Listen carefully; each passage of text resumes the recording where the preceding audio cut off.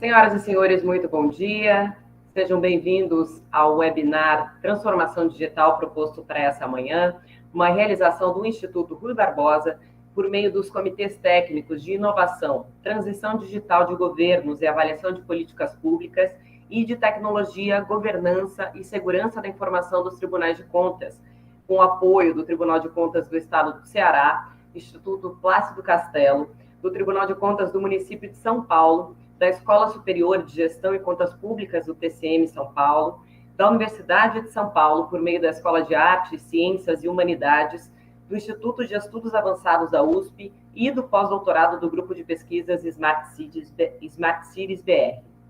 Em nome do Instituto Rui Barbosa e do seu presidente, conselheiro Gilberto Pontes, que hoje também será mediador neste webinar, agradecemos ao palestrante, o secretário especial adjunto da Secretaria Especial de Desburocratização, Gestão e Governo Digital do Ministério da Economia, Gleison Cardoso Rubim, dos demais mediadores, a professora associada da Escola de Artes, Ciências e Humanidade da USP, diretora-presidente da Escola Superior de Gestão e Contas Públicas do Tribunal de Contas do município de São Paulo e conselheira do Conselho Nacional de Proteção de Dados, professora Ana Carla Bliacheriene. Também do professor associado da Escola de Artes, Ciências e Humanidades da USP, chefe de gabinete da Escola Superior de Contas do TCM São Paulo, professor Luciano Vieira de Araújo. Aos que nos acompanham pelo canal do YouTube do Instituto Rui Barbosa, alunos, servidores do Sistema de Controle Externo e interessados no tema que nos acompanham nesta manhã. Para a saudação de abertura, convidamos o presidente do Instituto Rui Barbosa, conselheiro Gilberto Pontes. Bom dia, conselheiro.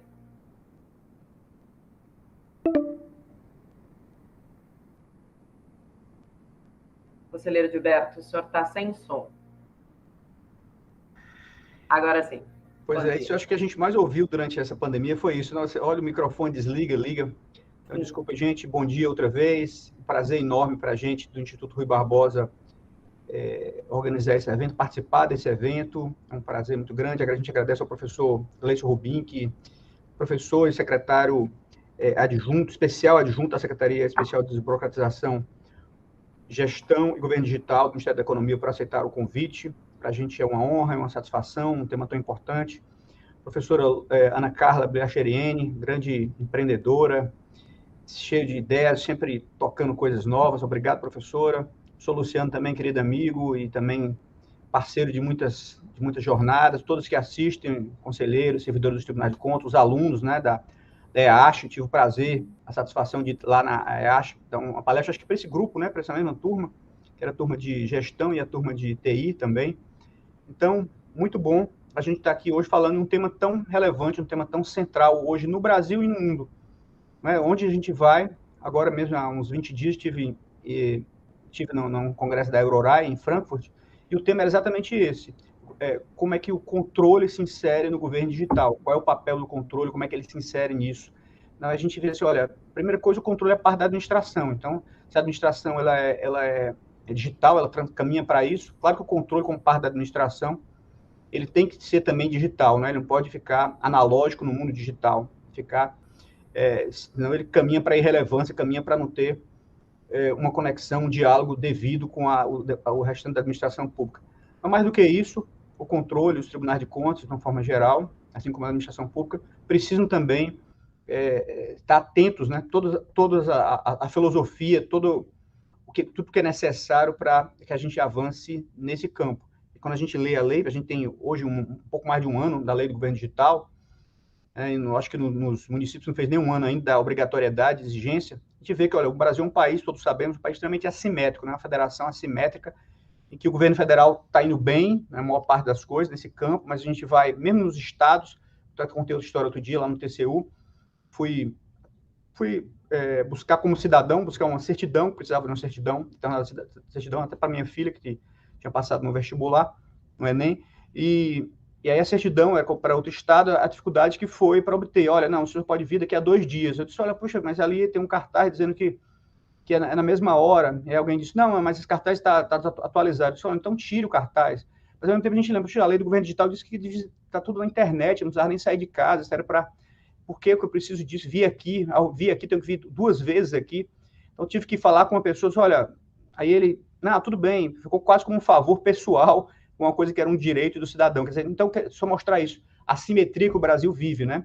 Entre o governo federal, os estados e os pequenos municípios, pequenos e médios municípios do Brasil, para que a gente atinja realmente um patamar satisfatório, e não é fácil, né? Eu acho que a lei é um passo importante, mas tornar ela concreta, tornar ela parte do dia a dia, da vida da gente, e a gente vê que várias coisas, isso já está acontecendo. A gente vê o aplicativo do governo federal, que é fantástico, esse Gov, né? O aplicativo Gov, eu já usei várias vezes, já me cadastrei, para o imposto de renda a gente usa, para várias coisas a gente usa, já tem a carteira nacional, então, de identificação, isso é útil, muito importante para uma série de coisas. Então, a gente vê que está acontecendo, mas acontecendo em passos diferentes ao longo da Federação Brasileira. E esses princípios da lei digital, até destaca aqui alguns, desburocratizar, fundamental. Quem é mais antigo, já mais velho, como eu, por exemplo, já lembra do Hélio Beltrão, tinha um Programa Nacional de Desburocratização lá.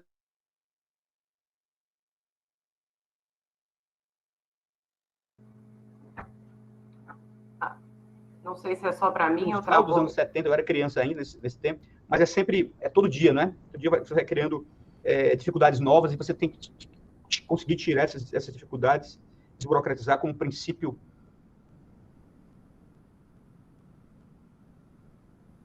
Tem que cortar toda semana, porque senão ela continua crescendo. Todo dia a burocracia vai encontrando uma maneira de continuar. O doutor Gleiser vai explorar, importantíssimo esse princípio de plataforma única. O cidadão tem um lugar só para procurar. Quando a gente começa a pesquisar no mundo a administração pública, uma das coisas relevantes, escuta, por exemplo, no Reino Unido tem muito isso, nos Estados Unidos, eu acho que são os países mais avançados, que eles chamam de nudge, né? Escritórios de nudge, olha, como é que você faz que o cidadão tenha boas práticas, aqueles que é bom para ele próprio. Uma das coisas mais importantes é ser fácil para ele. Quando é difícil para ele, quando é difícil, que ele tem que acessar vários arquivos diferentes, várias plataformas distintas, isso dificulta até o acesso. A gente mesmo que tem um pouco mais de familiaridade tem isso, desiste, olha, tem que ir em tantos lugares que a gente acaba desistindo. Então, tem uma plataforma única, esse princípio, acho que é muito relevante para que essas coisas operem, para essas coisas funcionem. A interoperabilidade também fundamental, né? Que os sistemas conversem entre si, que não sejam estanques. Então, isso pode fazer a gente passar para outro patamar. O incentivo à participação social, o controle social, isso é realmente uma transformação. Essa possibilidade que os aplicativos, a gente aqui Dr. Gleice, aqui no Ceará, por exemplo, tem um aplicativo que distribui nas escolas, vários tribunais de contas brasileiros têm, que, por exemplo, o cidadão pode fazer denúncias, pode fazer sugestões, críticas por meio de um aplicativo.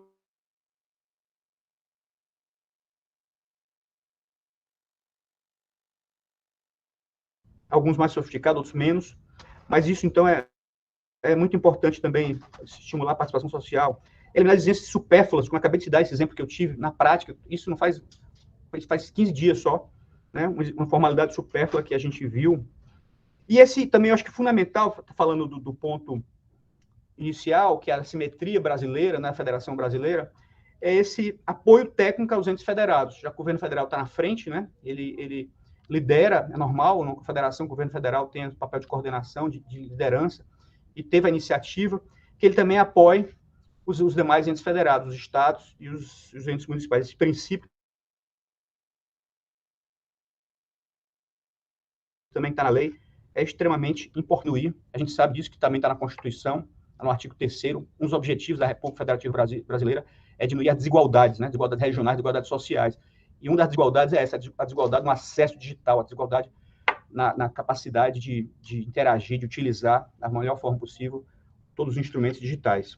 Então, basicamente, é uma brevíssima introdução só para situar o tema. Outra vez, agradecer ao Dr. Gleison por aceitar o convite do Instituto Rui Barbosa, do Comitê de Inovação e Transição Digital, Comitê de Tecnologia da Informação, enfim, do IRB, todos formamos o IRB e os Tribunais de Contas brasileiros. Passar a palavra para ele, para que ele possa fazer a sua exposição. Obrigado. Assistiremos neste momento à saudação enviada pelo vice-presidente do TCM São Paulo, conselheiro Eduardo Tuma, que preside um dos comitês que realizam este webinar. Vamos ao vídeo. Bom dia a todos, quero cumprimentar o presidente Edilberto, quero cumprimentar a professora Ana Carla, o professor Luciano, dizer da minha alegria dessa primeira reunião desse comitê importantíssimo do Instituto Rui Barbosa, de inovação, transição digital dos governos e avaliação de políticas públicas. É um comitê inovador, mas que quer traduzir a realidade atual do uso de instrumentos, de ferramentas tecnológicas no controle externo. Então, parabenizar aqui por essa atividade. Desejar uma boa reunião. Agora estou em sessão, então não poderia participar ao vivo, mas estou acompanhando aqui, tá bom? Obrigado, sucesso. As perguntas serão coletadas já durante a apresentação do palestrante, aqui pelo chat no YouTube, que já está aberto para que as perguntas possam ser enviadas e os comentários também.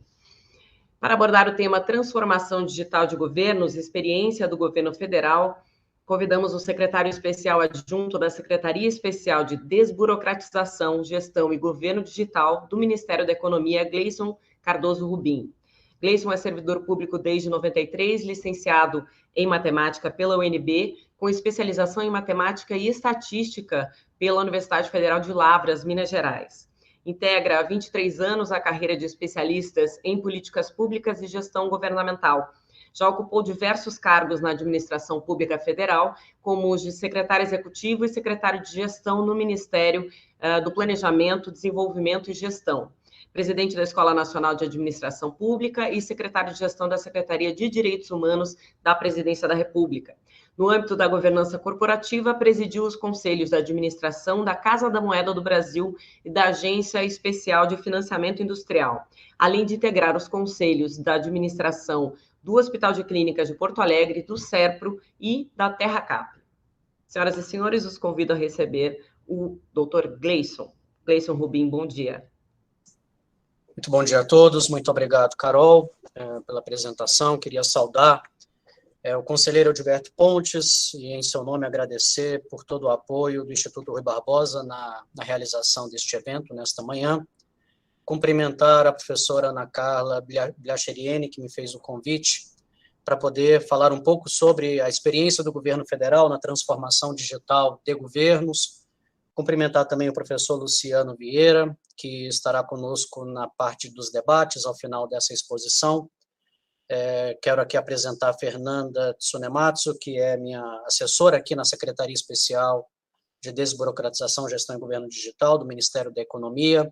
Agradecer a equipe que nos auxiliou na preparação dessa apresentação.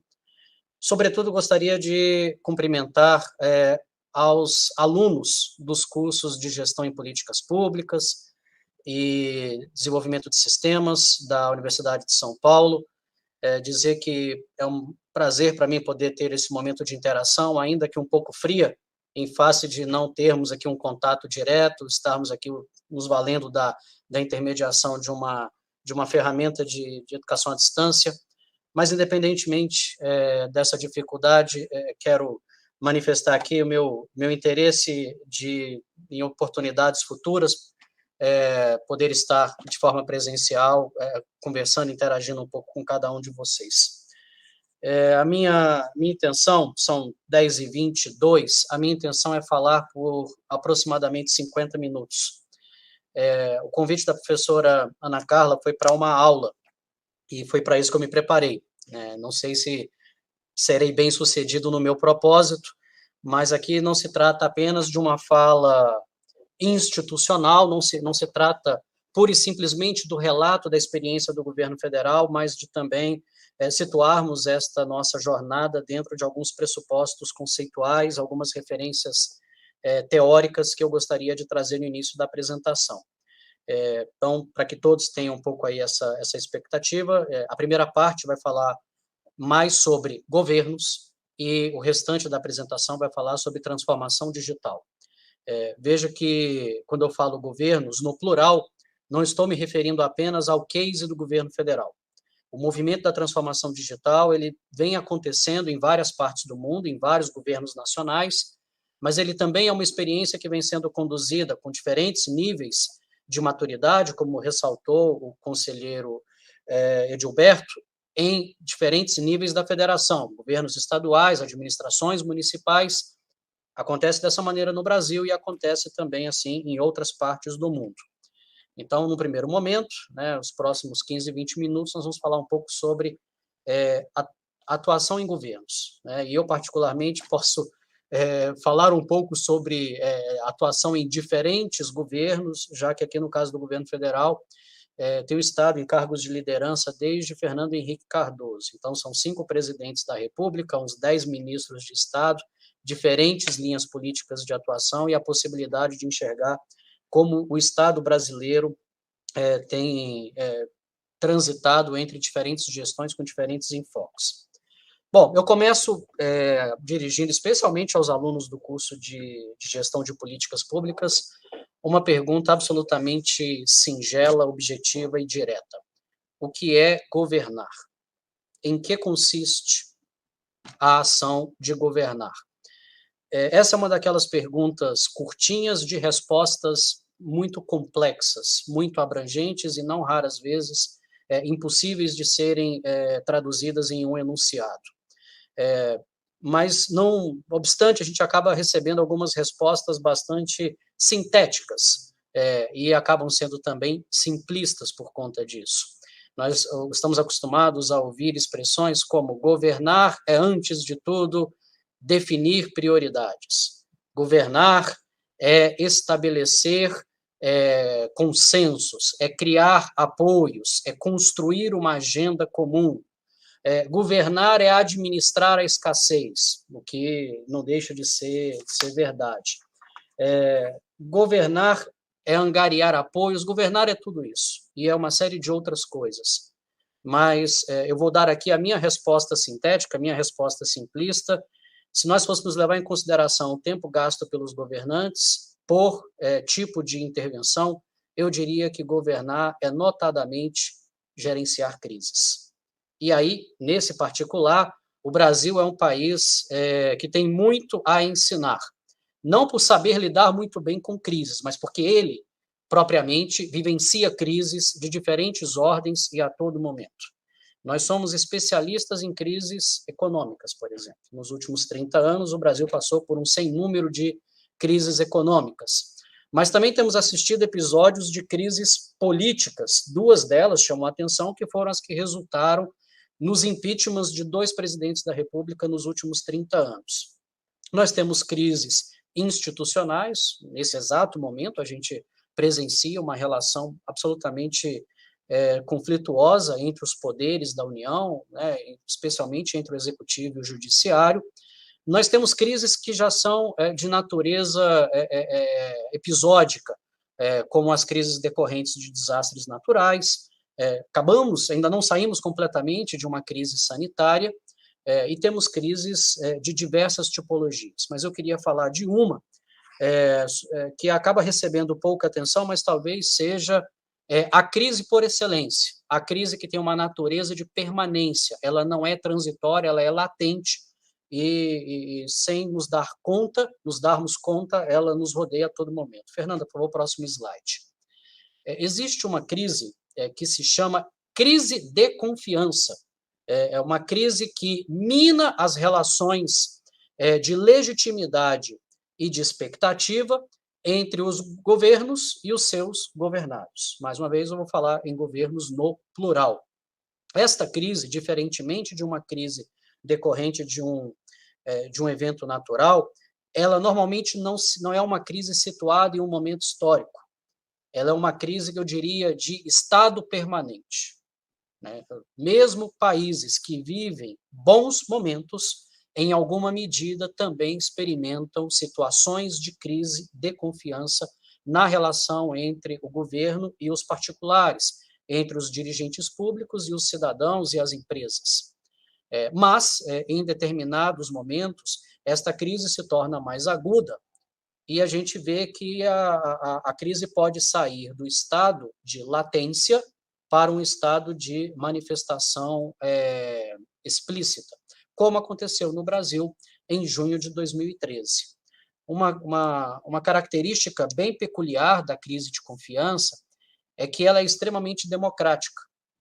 Quando a gente tem uma crise, por exemplo, decorrente de um desastre natural, ela afeta de forma absolutamente distintas quem está próximo à região em que o desastre ocorre e praticamente passa despercebida de quem está distante daquela região em que o desastre natural ocorreu.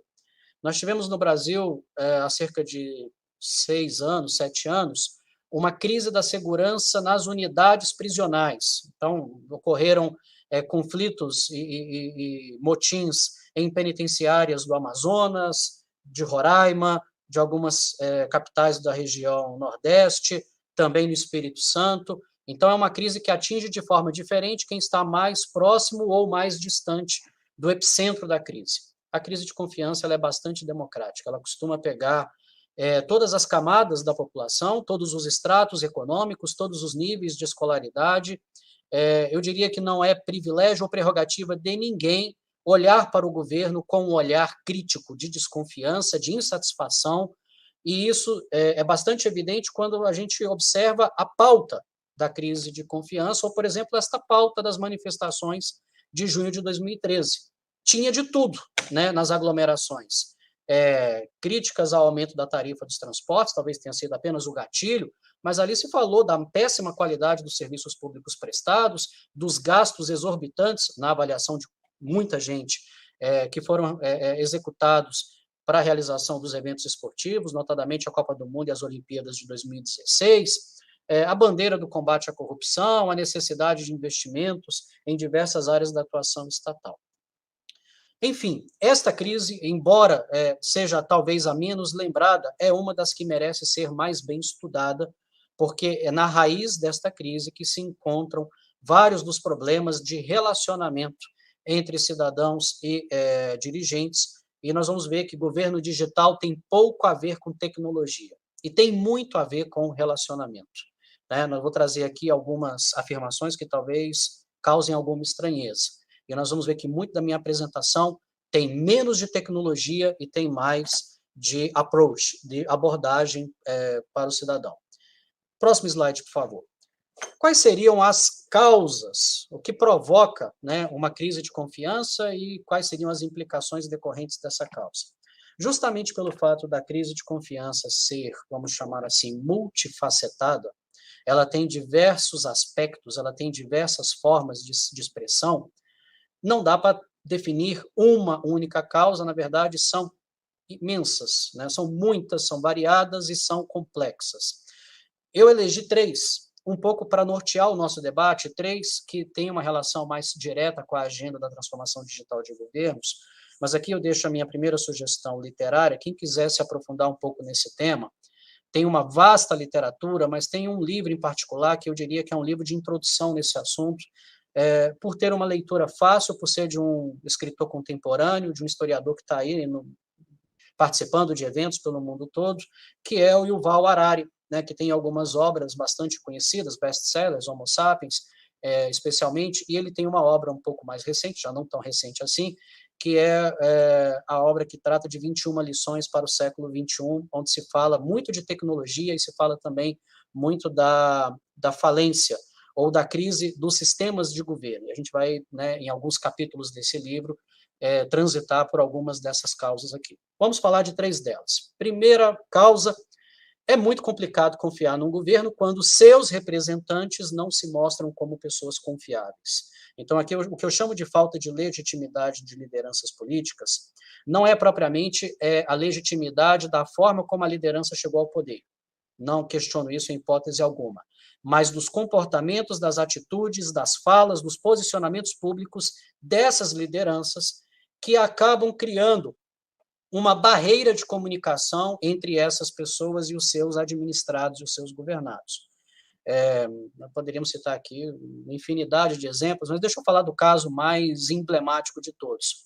Como é que eu posso esperar do cidadão carioca que ele tenha uma relação de confiança com o seu governador quando ele olha para trás e vê que os últimos 5 governadores foram parar na prisão? Então, é praticamente inviável que se construa uma relação de confiança quando a minha liderança política não se legitima em função dos seus atos. E, nesse período da pandemia, a gente viu isso acontecer de forma bastante evidente, né, de como algumas lideranças souberam capitalizar o apoio popular pelas decisões corretamente tomadas, enquanto outras, né, fizeram o caminho inverso. Outra dimensão, a questão da qualidade dos serviços públicos, e isso aqui tem um link direto com o que nós vamos tratar ao longo da apresentação. Como os serviços públicos representam a face mais visível do governo, um cidadão ele pode, ao longo de sua vida, nunca se deparar pessoalmente com um governador, um prefeito, um presidente, enfim, mas ele vai se deparar com o serviço. Então, o serviço acaba sendo a face visível do Estado com o qual ele se relaciona.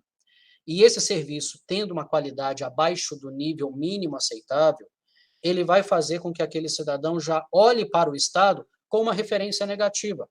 E olha, esse é um comportamento absolutamente humano. Se você vai a um restaurante e tem uma péssima experiência porque a comida é ruim, ou porque o atendimento é ruim, ou porque o lugar é feio, ou porque a conta é muito cara, você vai voltar nesse mesmo restaurante? Dificilmente, porque você não terá confiança de que a sua segunda experiência será melhor do que foi a primeira. E quanto pior for a percepção de qualidade daquilo que você consumiu, seja um bem, seja um serviço, menos provável que você volte a consumir aquele bem ou aquele serviço. Quem é que nunca passou pela experiência de comprar um carro de uma determinada marca, assim, me refiro a quem já teve a oportunidade de comprar um carro, e ter uma experiência ruim com aquela marca, algum modelo daquela marca?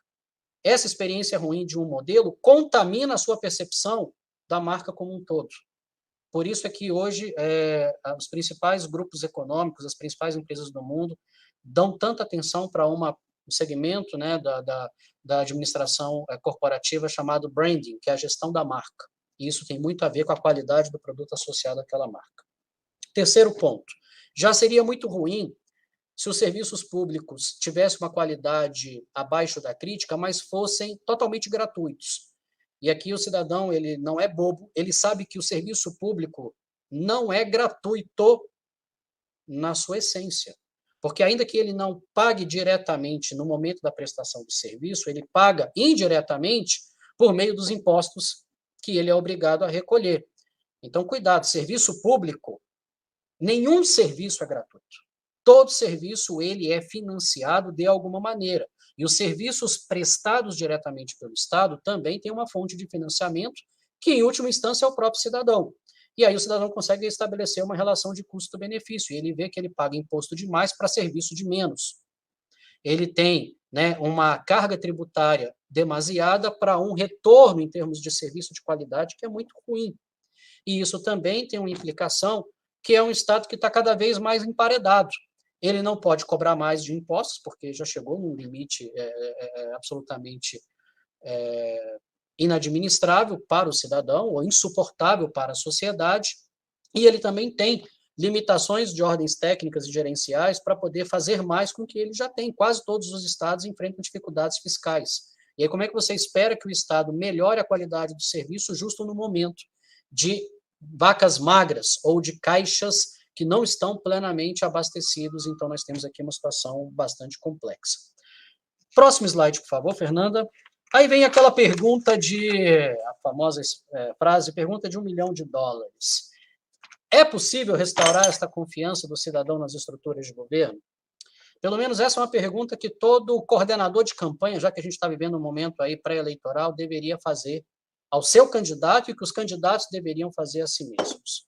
Antes de assumir uma empreitada e se lançar como contendor numa disputa eleitoral, deveria haver um momento aí de reflexão própria dos candidatos, dos partidos, enfim, de todas as chapas que são montadas. Qual é o caminho para retomar esta relação de confiança do cidadão para com o governo? Bom, se essa pergunta fosse fácil, pessoal, não estaria aqui, obviamente, só falando disso num grupo limitado, restrito de 100 e poucas pessoas, eu estaria naturalmente procurando aí outras estruturas para tentar dar isto como caminho, e não é uma resposta fácil. Da mesma forma que a crise de confiança ela é multifacetada, complexa, a resposta para essa questão também é extremamente complexa. Mas há um caminho que serviria como ponto de partida, tem servido como ponto de partida, nos serviu como ponto de partida, e o interessante é que esta proposta, ela não tem nada de nova. Ela tem pelo menos 27 anos, ou quase 30, se eu considerar o tempo de pesquisa. Próximo slide, por favor, Fernanda, que foi proposta pelo professor Mark Moore, da Harvard Kennedy School, autor de um best-seller, segunda dica literária do dia aqui, que é a criação de valor público. O Criando Valor Público, do Mark Moore, tem sido um guia, não só de cursos pelo mundo afora, mas também da atuação de alguns órgãos públicos, especialmente órgãos ligados à área de controle. O próprio Tribunal de Contas da União adotou esse livro na revisão da sua estratégia em 2014. E aqui, alunos, por favor, atenção, como eu disse, aqui foi estruturado como uma aula, atenção para essa parte aqui, vou cobrar isso na prova depois, tá? O professor Mark Moore, ele propõe 3 dimensões para que uma organização e para que os seus dirigentes consigam construir ou criar valor público, gerar valor público, e aí vamos atentar a esses verbos. Valor público pode ser construído, valor público pode ser gerado, mas valor público tem que ser percebido. E o que é valor público para o dirigente pouco importa.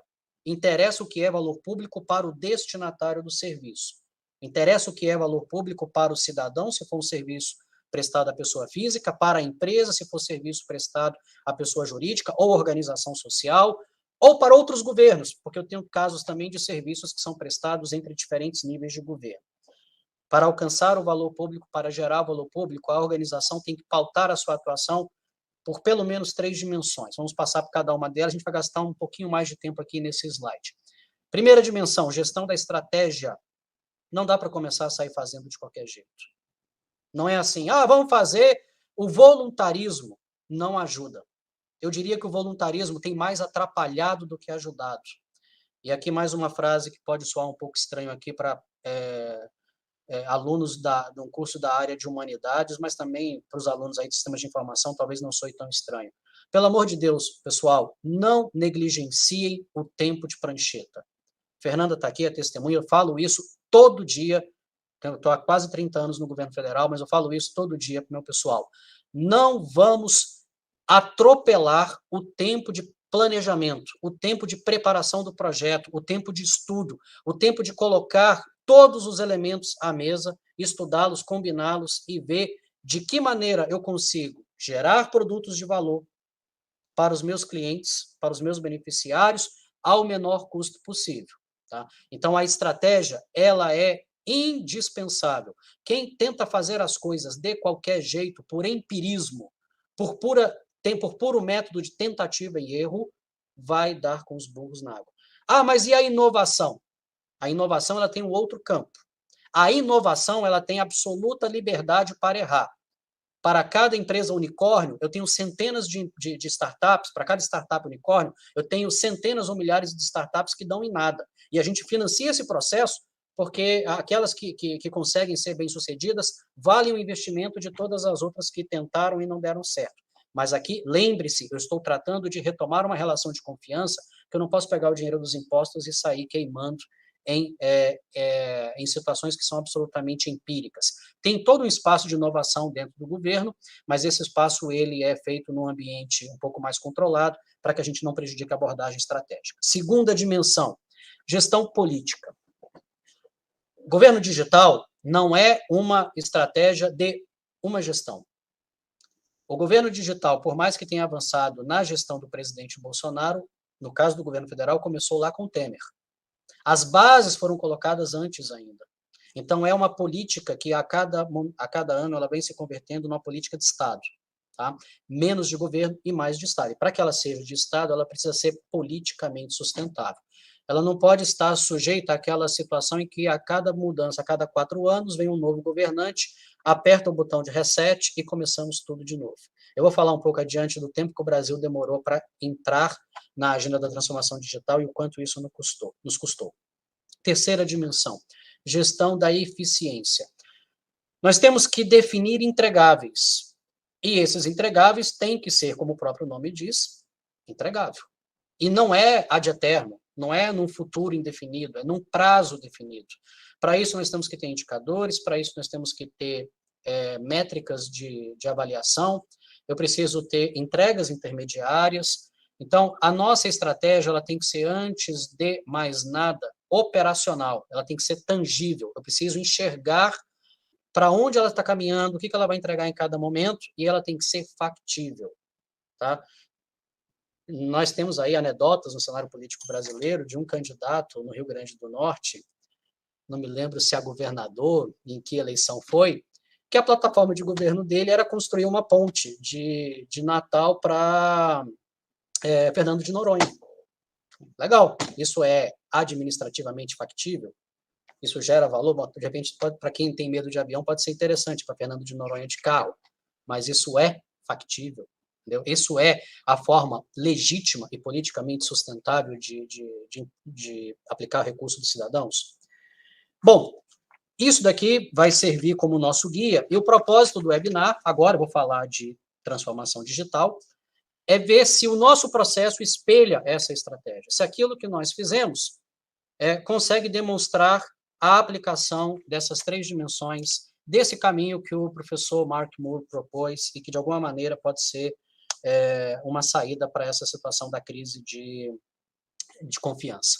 Próximo slide, agora vamos falar de transformação digital. Por favor, próximo slide. Primeira coisa, a gente precisa nivelar alguns conceitos.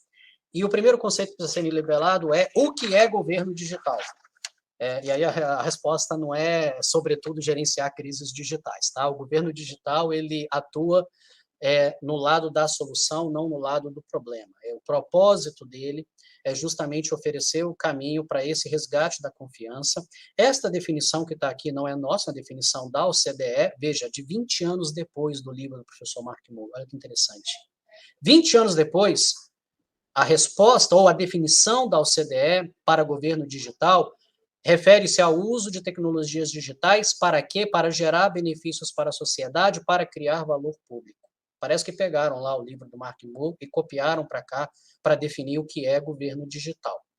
E envolve um ecossistema que transcende o governo, é muito maior que o próprio governo, né? Porque precisa envolver também os cidadãos, entidades não governamentais, associações, empresas, provedores de soluções tecnológicas e tudo mais. Desse slide aqui, eu queria deixar mais 2 mensagens. Primeira mensagem, governo digital tem muito mais a ver com o fim do que com o meio. Olha o que está negritado na primeira parte aqui do primeiro parágrafo. O uso de tecnologias digitais é o meio. Gerar benefícios para a sociedade, para criar valor público, é o fim.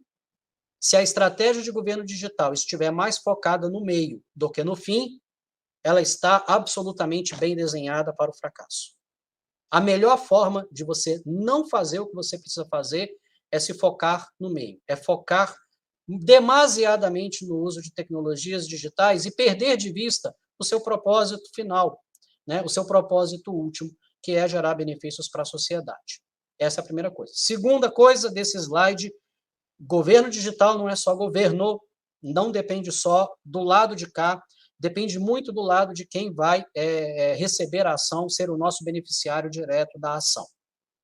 Durante muito tempo, houve uma confusão de conceitos entre governo digital e governo eletrônico. Próximo slide, por favor, Fernanda.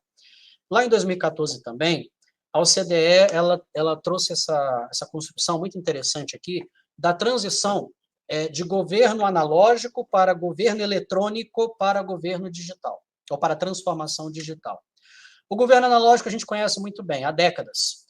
É o governo das filas, é o serviço público do carimbo, é o serviço público da burocracia, do reconhecimento de firma, da 3 vias do requerimento, do protocolo, do volte daqui a 3 dias, do não é nesse guichê, é no guichê ao lado,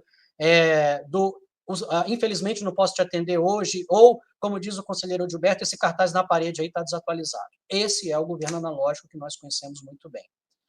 O governo eletrônico, ele representou um esforço do início dos anos 2000 no sentido da abertura de dados, porque o governo analógico ele acaba sendo inexoravelmente um governo fechado, porque ele é autocentrado, ele acaba sendo opaco, porque ele está muito focado nos seus próprios processos internos.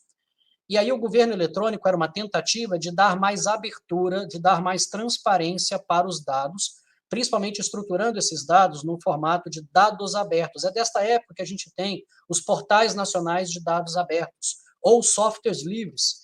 É dessa época que nós temos todo o esforço de democratizar o acesso à informação. A lei de acesso à informação vem na esteira do governo eletrônico. E o Brasil entrou tão tardiamente no esforço de governo eletrônico, mas tão tardiamente que sabe o que aconteceu, pessoal? A gente praticamente pulou do primeiro para o terceiro estágio. A gente não viveu o governo eletrônico no Brasil, na essência. A gente meio que foi direto para a transformação digital e nós ainda estamos transformando, não governos que eram eletrônicos, mas governos que ainda são analógicos. E aí sim, o governo digital, ele tem uma lógica que não está nem na informação do governo eletrônico, muito menos no processo do governo analógico. Ele está na experiência do usuário. Vocês vão ver que a gente vai falar muito de user experience, de recomendação ao usuário, de jornada de encantamento. Nós vamos falar daquilo que é a nossa forma de sermos convencidos, persuadidos, seduzidos quando vamos a um cinema, a um restaurante, quando vamos a uma escola, quando vamos a um teatro, quando vamos ter a nossa experiência de cidadão comum. Como pessoas físicas, a gente já tem a nossa vida toda embarcada no celular. Por que que as estruturas de governo têm que estar ainda no balcão? Próximo slide, por favor. Mais uma mensagem importante. Ao trabalhar em governo digital, cuidado para não digitalizar a burocracia. A gente falava isso aqui em 2017, quando a gente se lançou nessa jornada. A gente corre o risco de, no afã de manter o foco na tecnologia, transferir para o ambiente virtual o labirinto que já existe no ambiente físico. O cidadão que precisa acessar os serviços do governo federal, ele já se depara com um labirinto absurdo, porque nós temos 196 órgãos na administração pública federal. Primeira coisa que o cidadão tem que descobrir, o serviço que ele quer, quem é que presta. Nem todo mundo tem clareza de que um determinado serviço é prestado por um determinado órgão. Às vezes, o próprio Estado se confunde e distribui expedientes errados, achando que quem trata de determinado assunto é uma área, quando na verdade é outra. Então, a ideia do governo digital, ela precisa tomar todo o cuidado do mundo para que ela não replique no ambiente virtual o labirinto que já existe no ambiente presencial. Aí tem uma pergunta. E o Brasil é um país vocacionado para governo digital? Né? Um país que ainda vive mazelas do século XIX. A gente não resolveu a situação de saneamento público no Brasil. Faz sentido falar de uma coisa tão vanguardista como serviços no celular para um cidadão que ainda sofre com problemas de serviços básicos, de saúde, de segurança, de habitação? Enfim, faz sentido dar importância a esta agenda, quanto tantas outras questões ainda não estão resolvidas? Próximo slide vai tentar oferecer uma resposta a isso.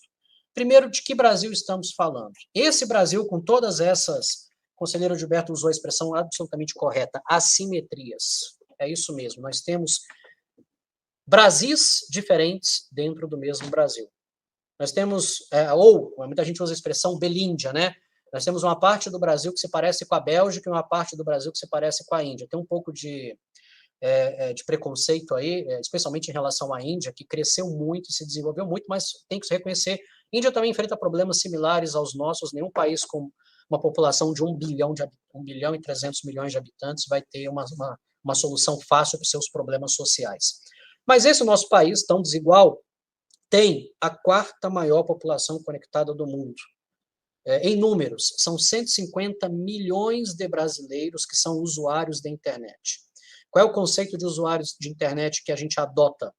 É o conceito da pesquisa Internet nos Domicílios Brasileiros, que é realizada anualmente pelo CETIC, CETIC com C. O CETIC.br é o Centro de Estudos, o Centro Regional de Estudos para o Desenvolvimento da Sociedade da Informação, mais ou menos isso a sigla. Ele é ligado ao Comitê Gestor da Internet no Brasil, e ele realiza essa pesquisa que pega a população maior de 10 anos. Então, quando a gente fala em 152 milhões de pessoas que usam a internet, nós estamos excluindo 12% da população brasileira que tem menos de 10 anos de idade. Embora nós saibamos perfeitamente que hoje, com menos de 10 anos, já tem muitas crianças por aí que estão acessando a internet, fazendo uso da internet. 99% dessas pessoas acessam a internet pelo celular. E o conceito de usuário é aquele que acessou a internet pelo menos uma vez nos últimos 3 meses, tá? Faz uso frequente da internet. O curioso é que, com todas as dificuldades econômicas do nosso país, a internet está presente em mais de 90% dos domicílios da classe C, mais de 99% dos domicílios das classes A e B, e mais de 83% dos domicílios das classes D e E. É assustador.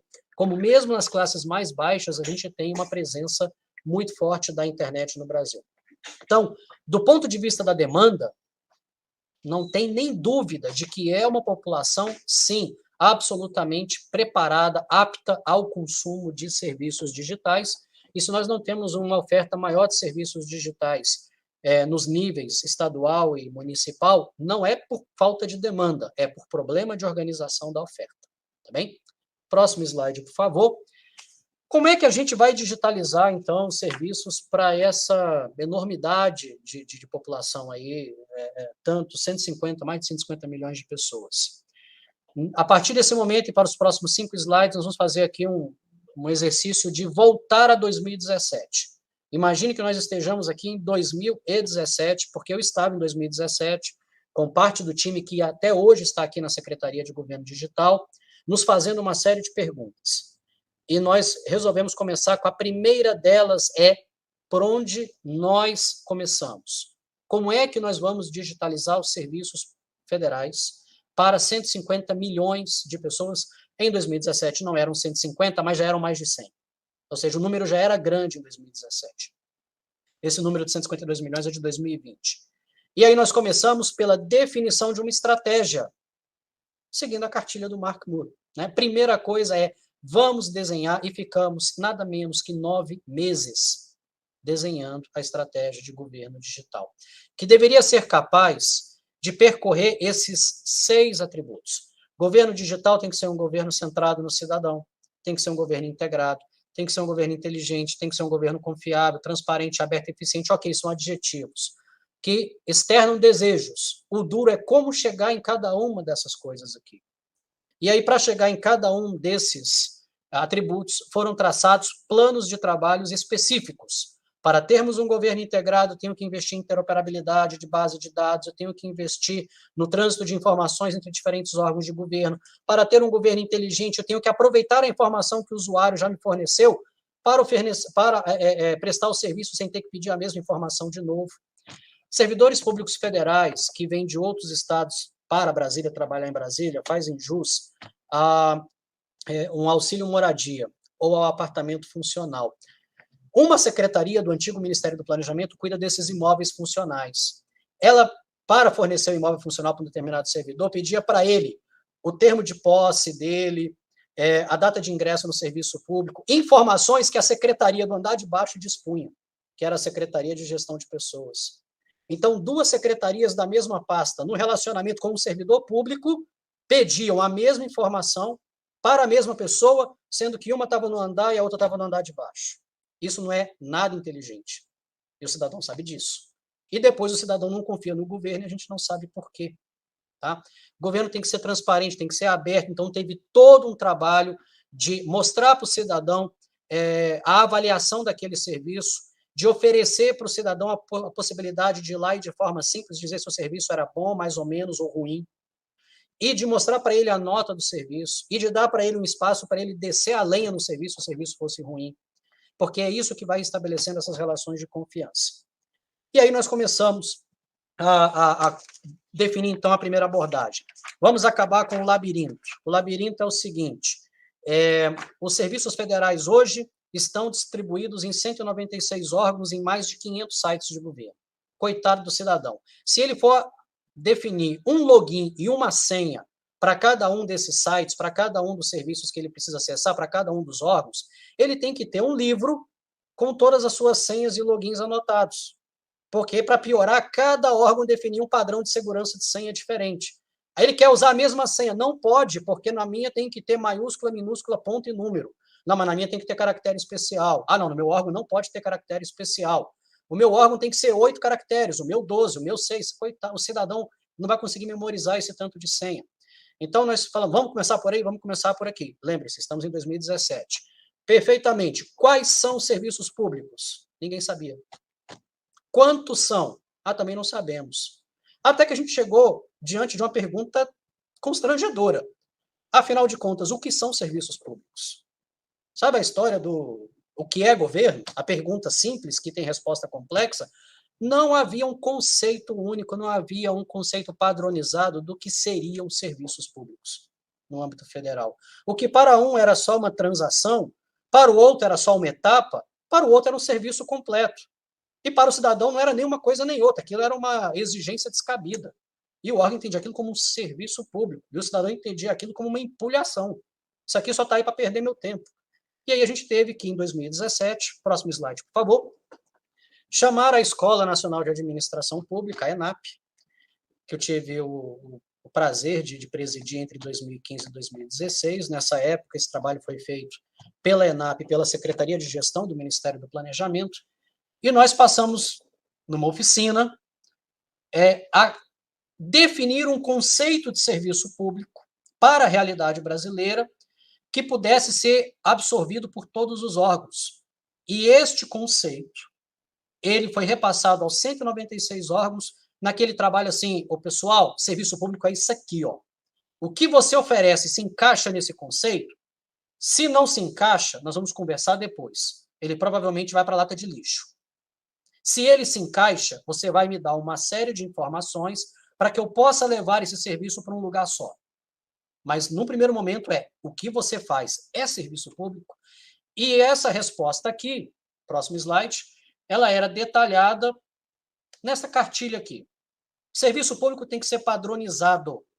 Não dá para ser prestado por um órgão de um jeito, por outro de outro, por outro de outro.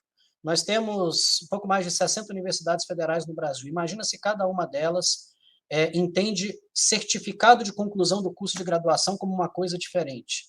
O aluno sai de um curso, vai para o outro e ele tem que ficar mudando a experiência dele de relacionamento com a universidade toda hora.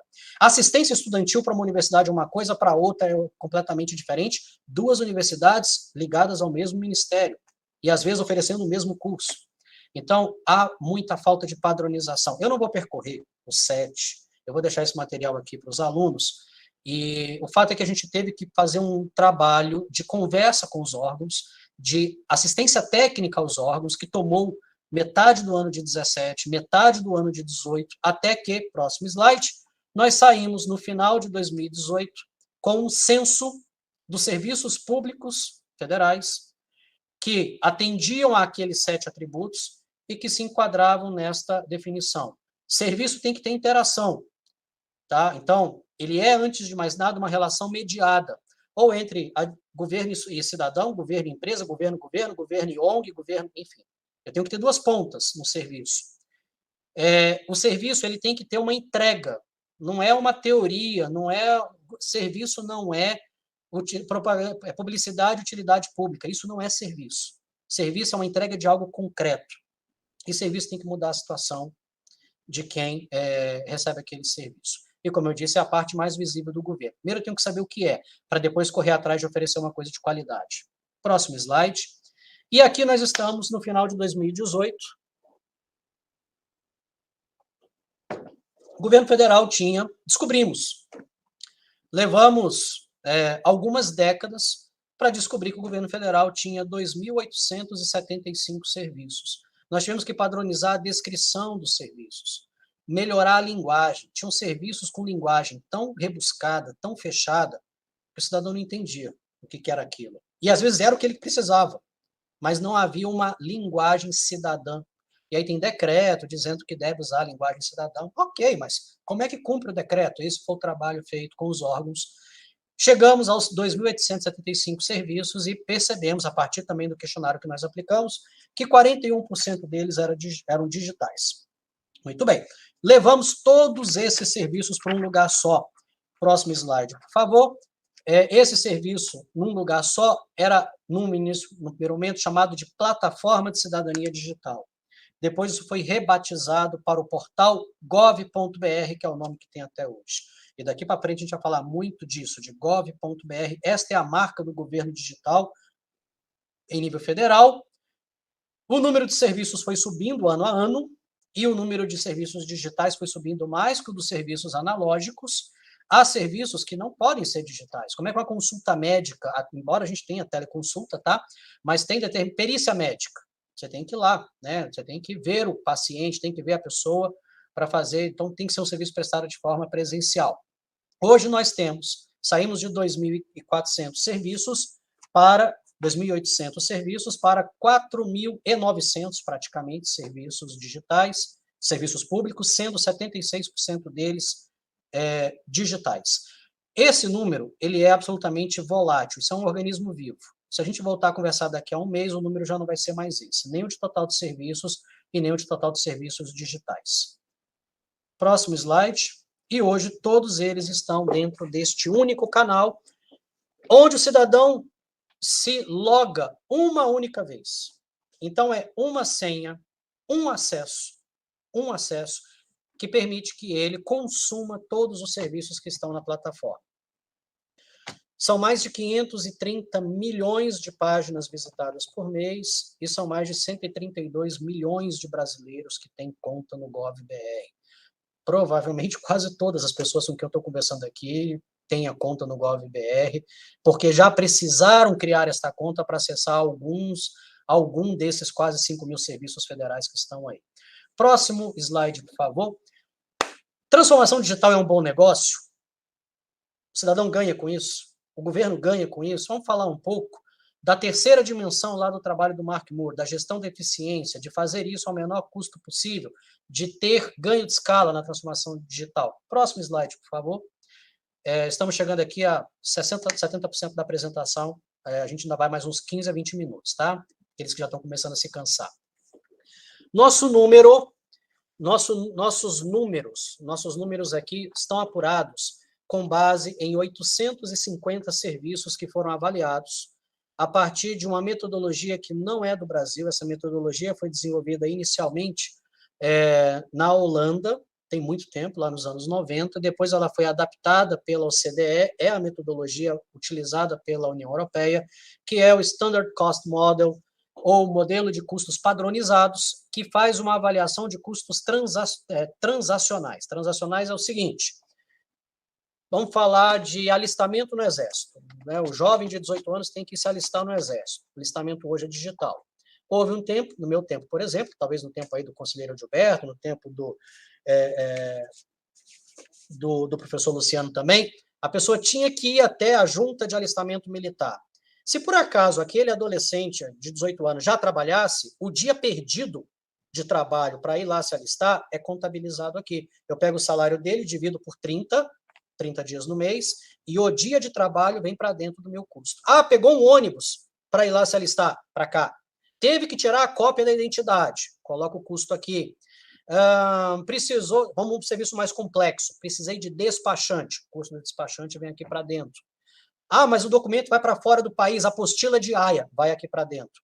Tudo que o cidadão gasta em dinheiro, em tempo, em dia de trabalho perdido, entra na dimensão da chamada economia da sociedade.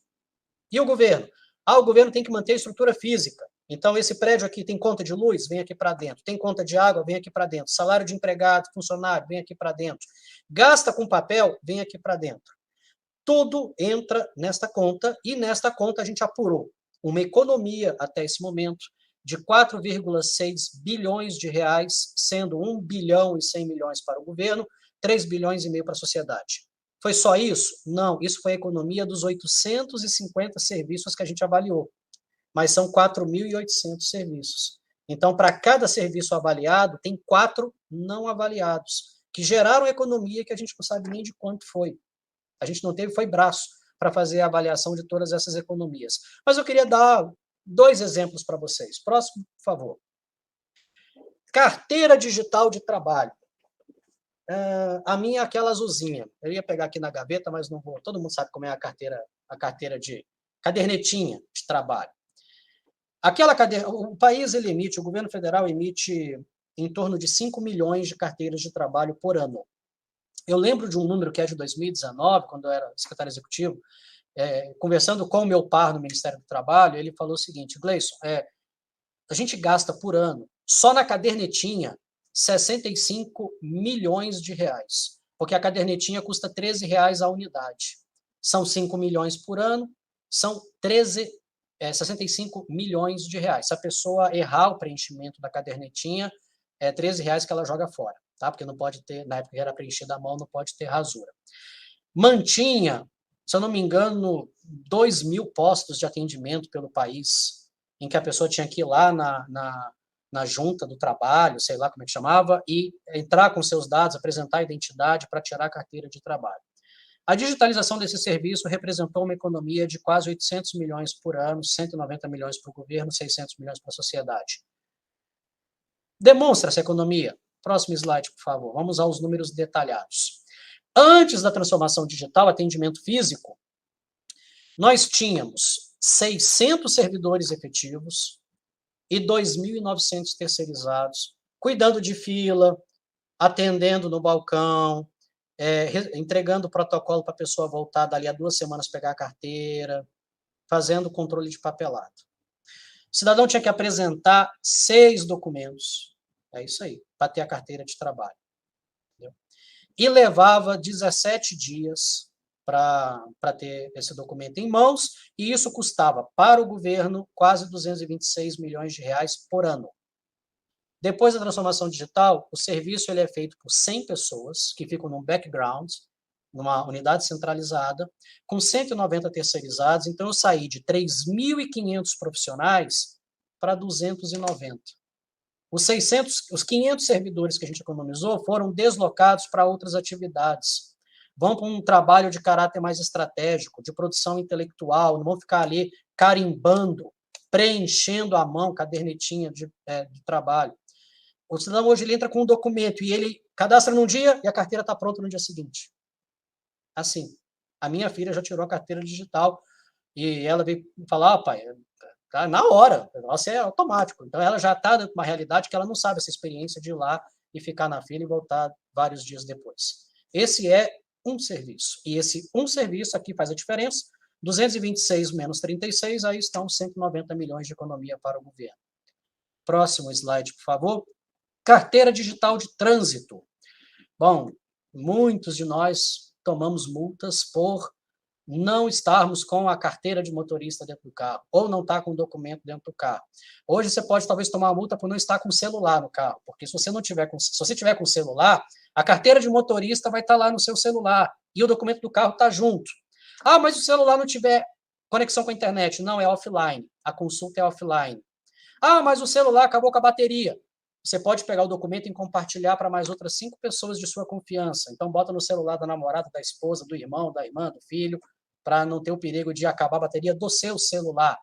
Ah, mas eu não tenho o celular comigo. Não, então anda com documento físico, mas o fato é que você ganha uma oportunidade de ter um aplicativo que vai, inclusive, te avisar o seguinte: professora Ana Carla, sua carteira vai vencer mês que vem. O seu documento físico não faz isso por você, não te avisa, eu vou vencer mês que vem, pois o aplicativo faz isso, né? Faz essa gestão, entrou uma multa aqui, Você tem a possibilidade de pagar essa multa agora com 40% de desconto, e paga pelo aplicativo mesmo. Então, tudo isso são exemplos de serviços que mudaram completamente. Veja, não é só o embarque tecnológico. Eu quero que vocês reconheçam que o serviço que é entregue é um serviço diferente em termos de tempo, praticidade, economia, funcionalidade, e isso é o tal do valor público que a gente tenta agregar. Próximo slide, por favor. Embarque seguro. Esse daqui é sensacional.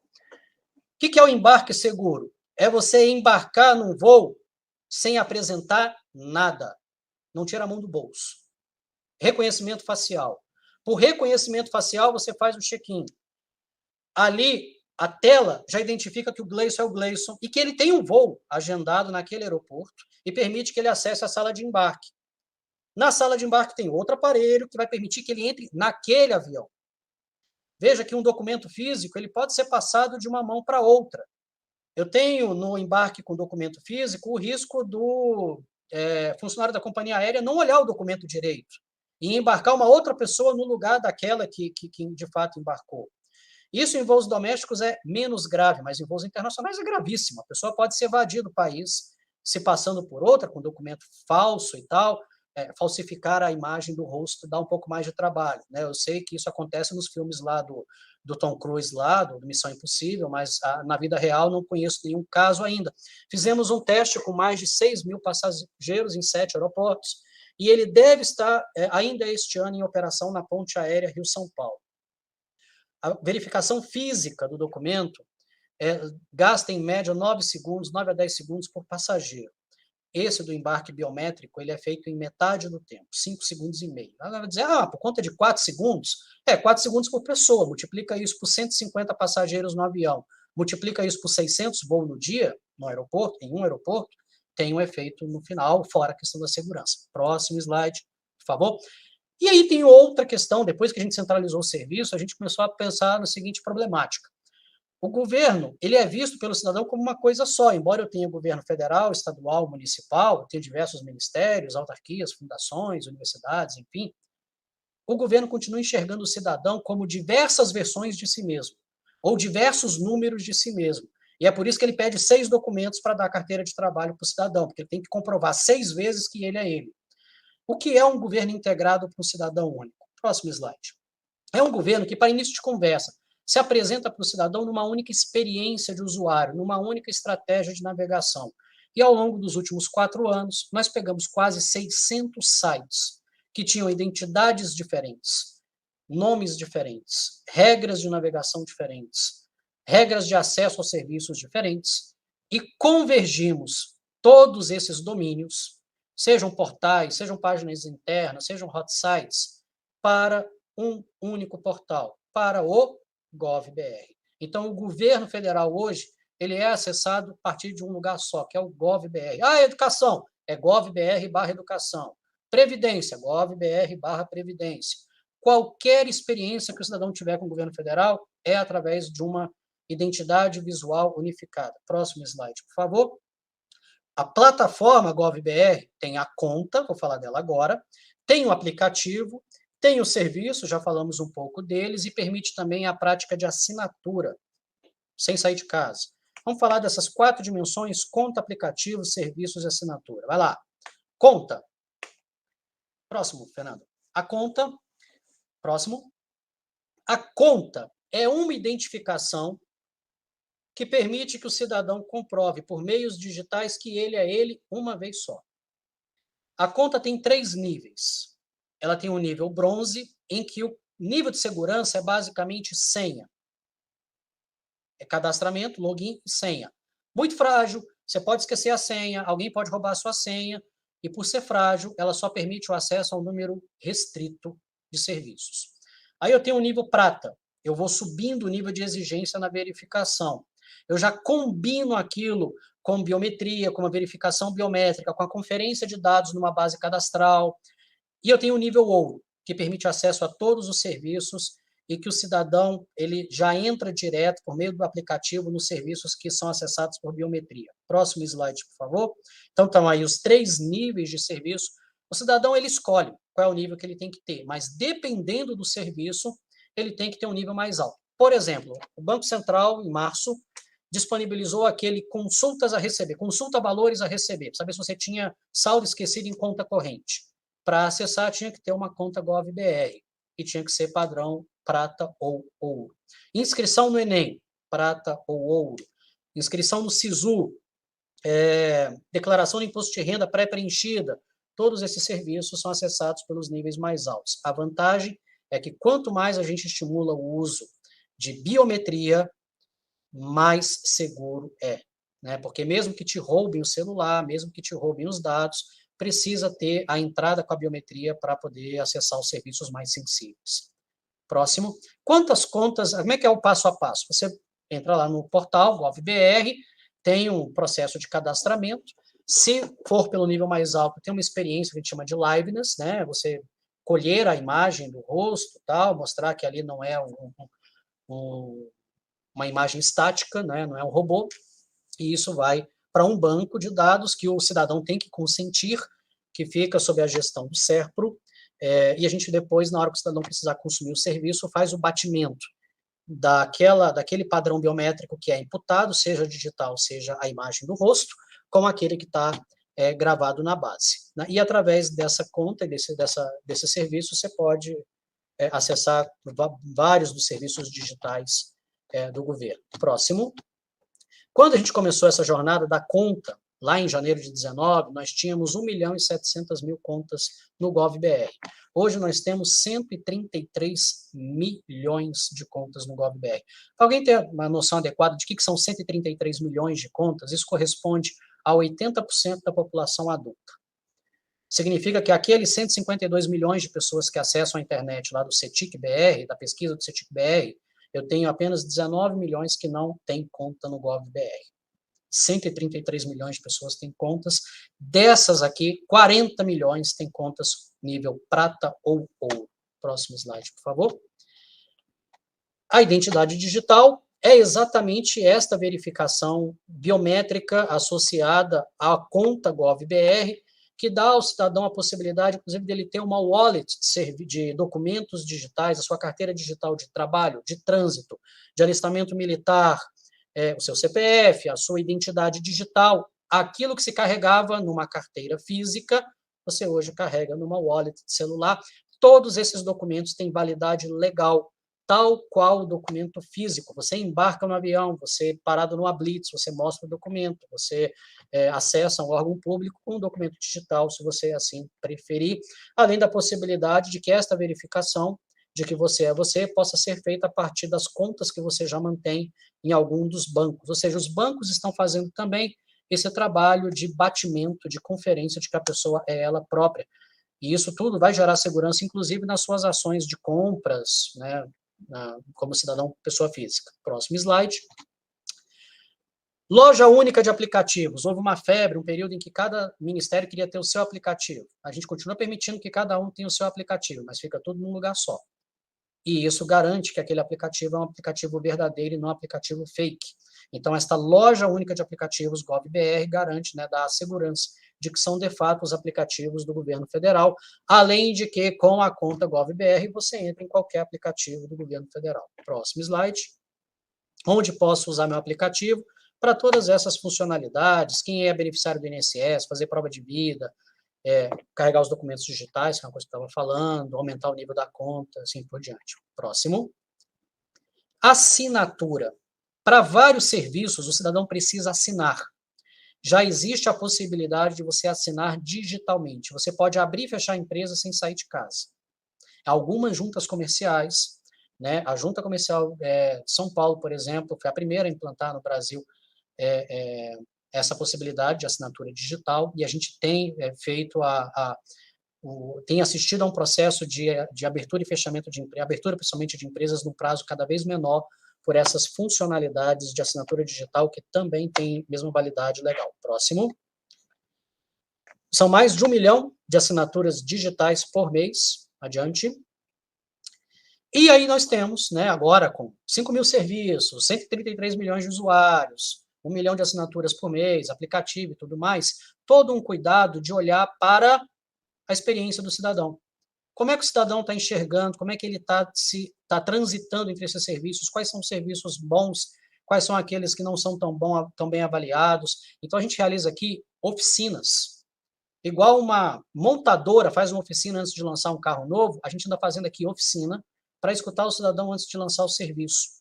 Como é que você gostaria que fosse o serviço? Isso é governo centrado no cidadão, é você estar atento às dores e às necessidades do cidadão. Então, isso tem sido o suporte dos nossos novos empreendimentos. Adiante. E isso tem nos ajudado em ferramentas de recomendação, por exemplo, o cidadão que foi lá e acessou um serviço educacional, no próximo acesso, o portal já vai dar para ele todos os serviços correlatos. Financiamento estudantil, assistência estudantil, serviços disponibilizados pela universidade em que ele, porventura, tem entrado. É a jornada do estudante, a jornada do condutor, a jornada do empreendedor. A gente tem organizado os serviços a partir dos interesses específicos de cada usuário. Adiante.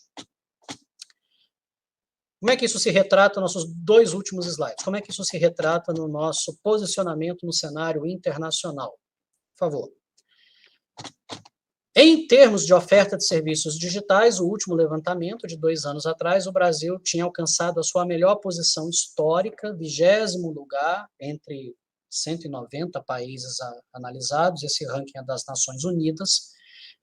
Nossa expectativa, o nosso alvo é ficar entre os 15 primeiros, né, na edição agora de 2022. Ali em cima, os países que sempre foram as referências, né, a Dinamarca hoje é nosso exemplo aí, em busca, próximo slide. E em termos de maturidade de governo digital, nós tivemos um relatório publicado pelo Banco Mundial no ano passado, e esse relatório nos surpreendeu. Nós sabíamos que estávamos avançando, mas não imaginávamos que era nesse nível. O Brasil aparece nesse relatório de maturidade de governo digital em 7º lugar no ranking global, é o primeiro entre as nações com mais de 100 milhões de habitantes, é o primeiro considerando as 3 Américas, à frente inclusive dos Estados Unidos, obviamente é o primeiro do Hemisfério Sul. Então, nós estamos atrás apenas ou de países que sempre foram referências nessa área, como Reino Unido, Dinamarca, Coreia do Sul, ou de países que, embora sejam referências como a Estônia, são países muito menores, que têm um nível de complexidade de governança muito menor que o do Brasil. E aí, a gente ainda tem uma agenda para frente, que é de estruturar o governo como plataforma. Eu vou deixar isso para uma outra fala, e vou encerrando por aqui. E eu queria, mais uma vez, que vocês tentassem reconhecer um pouco, ainda que a segunda parte da apresentação tenha sido um pouco corrida, identificar aquelas 3 dimensões lá da criação do valor público. A gestão da estratégia, como a gente começou ali em 2017, definindo uma estratégia escorada em 6 pilares, a gestão da eficiência na busca das economias e da aplicação do recurso que traz retorno para o cidadão e do retorno para a sociedade. E aí, talvez o aluno mais atento para falar assim, você não falou da gestão política. Em momento nenhum você falou da busca da legitimidade, do apoio. Pois muito bem, gestão política, legitimidade e apoio não é legitimidade do Congresso. É legitimidade de todos os atores do processo. É fazer com que o TCU se sinta responsável por essa agenda, que os TCEs, conselheiro Gilberto, se sintam responsáveis por essa agenda, que a USP, professora Ana Carla, se sinta responsável por essa agenda. Isso é buscar a legitimidade. E essa busca da legitimidade política nós estamos fazendo desde o primeiro dia, e era o que eu estava fazendo nos últimos 60 minutos, quando eu estava aqui falando com vocês. Então, a terceira dimensão estava meio escondida de propósito dentro desse trabalho.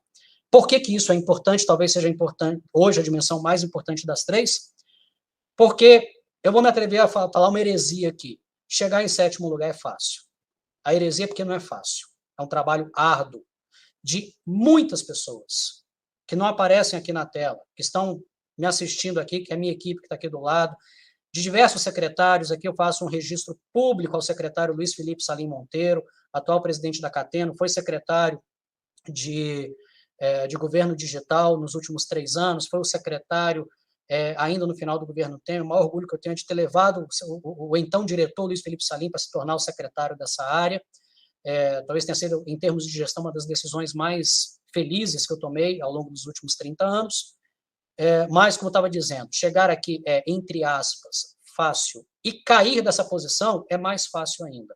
Basta que o país, como em tantas outras frentes, dê passos atrás numa trajetória que estava no caminho correto. E para que ele não dê passos atrás, todas essas instâncias precisam se sentir igualmente responsáveis por essa agenda, exigir dos governos, no plural, que eles mantenham essa agenda, que foi exatamente a conversa que eu fiz com os ministros do TCU no final de 2018, antes das eleições, nessa mesma época.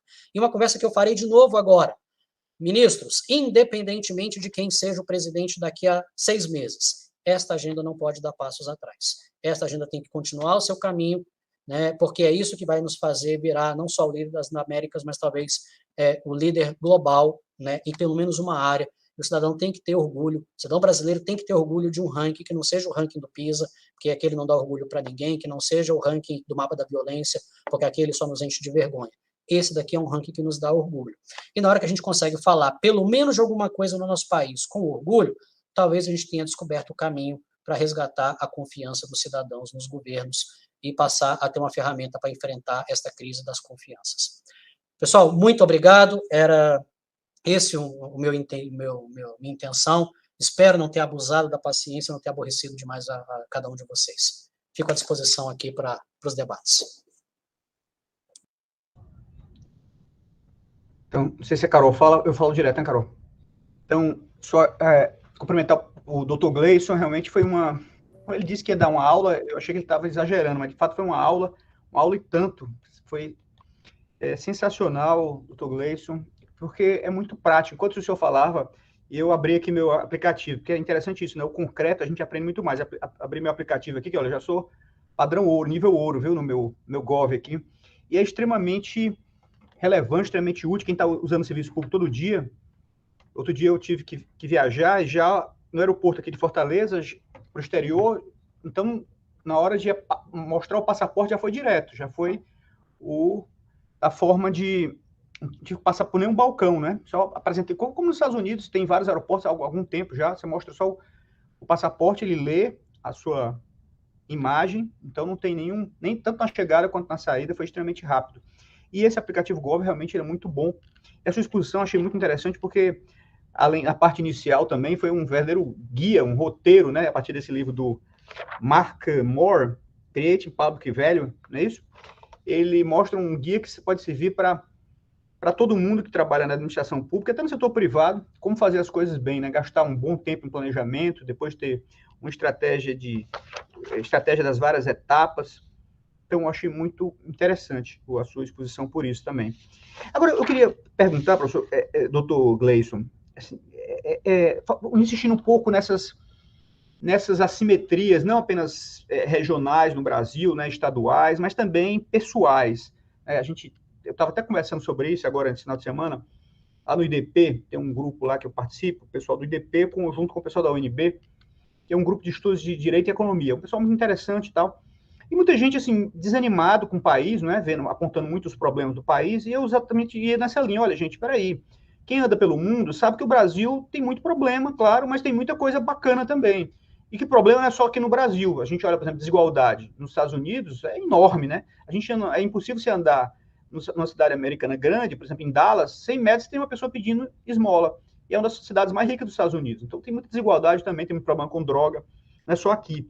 E o Brasil, ao mesmo tempo, você entra nos aeroportos brasileiros, os principais aeroportos, tem o mesmo nível dos principais aeroportos americanos, em alguns até melhores. Os aeroportos americanos, em média, a infraestrutura americana muito envelhecida.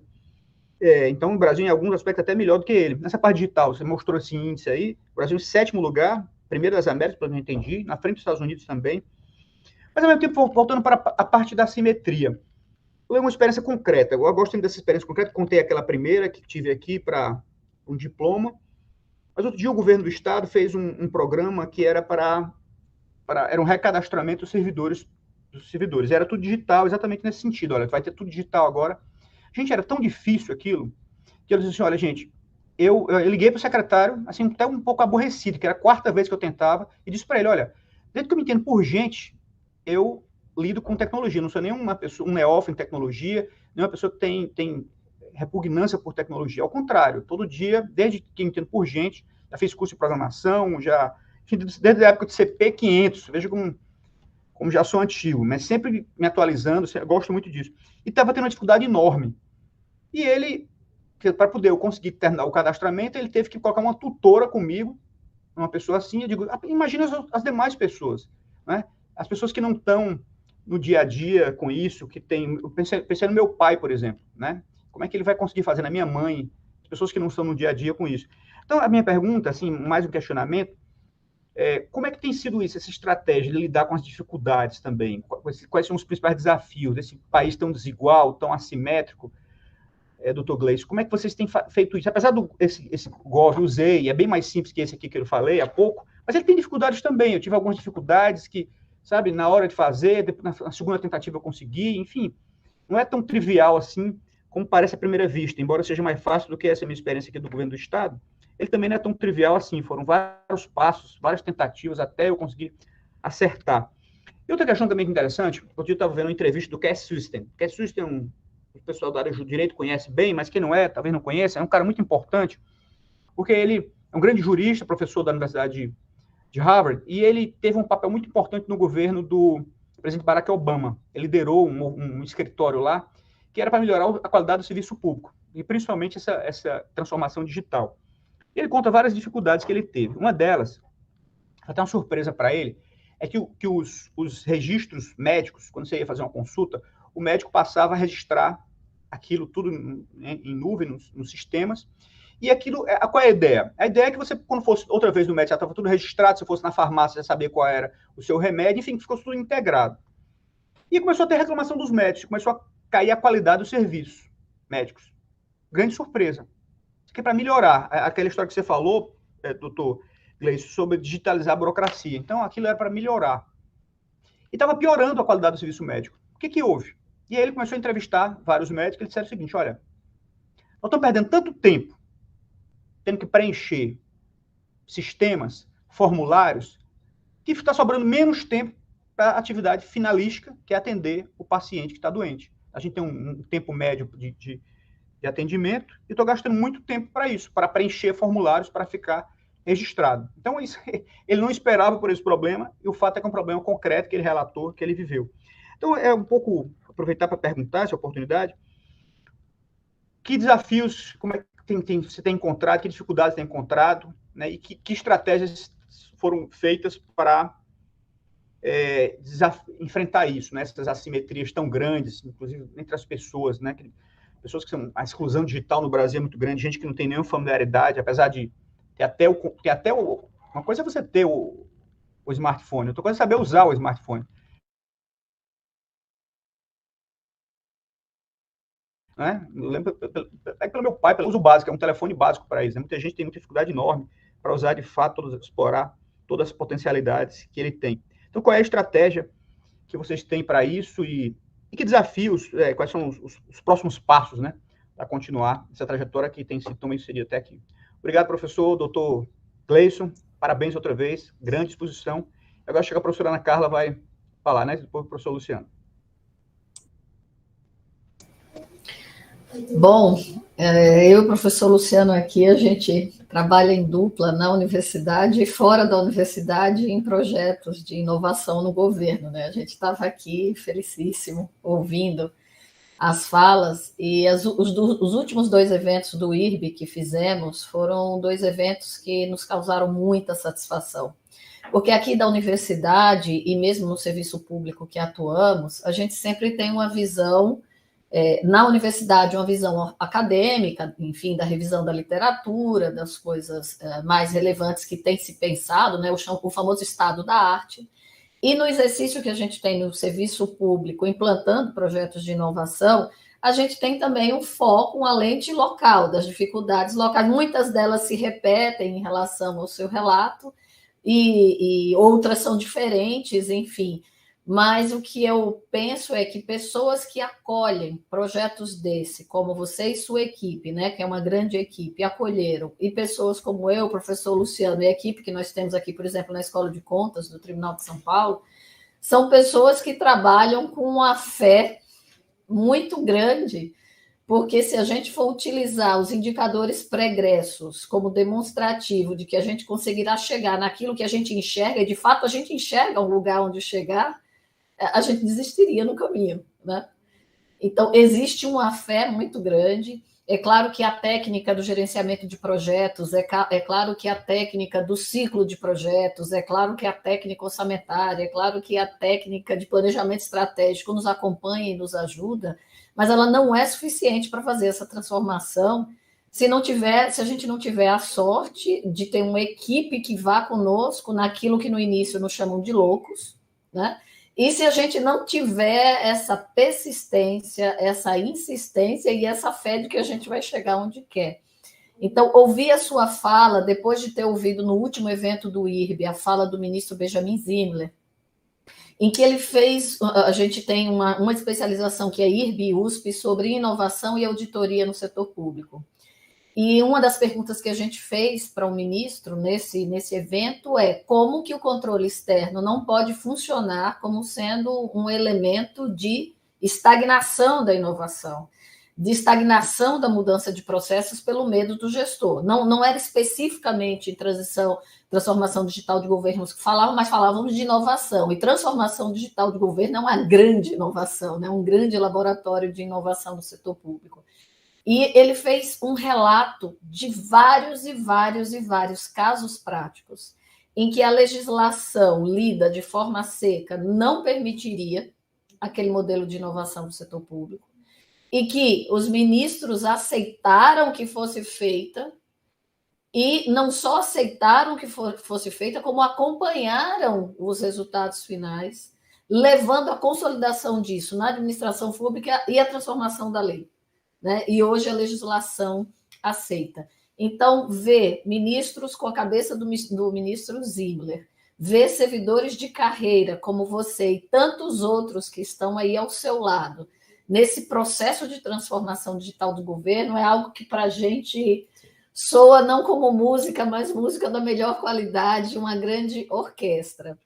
Eu vou passar aqui os comentários que a gente recebeu aqui na internet, a doutora Márcia Valquíria Batista dos Santos cumprimentando pela excelência da palestra, dizendo da importância de ter essas informações que ela não sabia, o doutor Geraldo da Camino, do Ministério Público do Tribunal de Contas do Rio Grande do Sul, também parabenizando o evento e ressaltando a qualidade.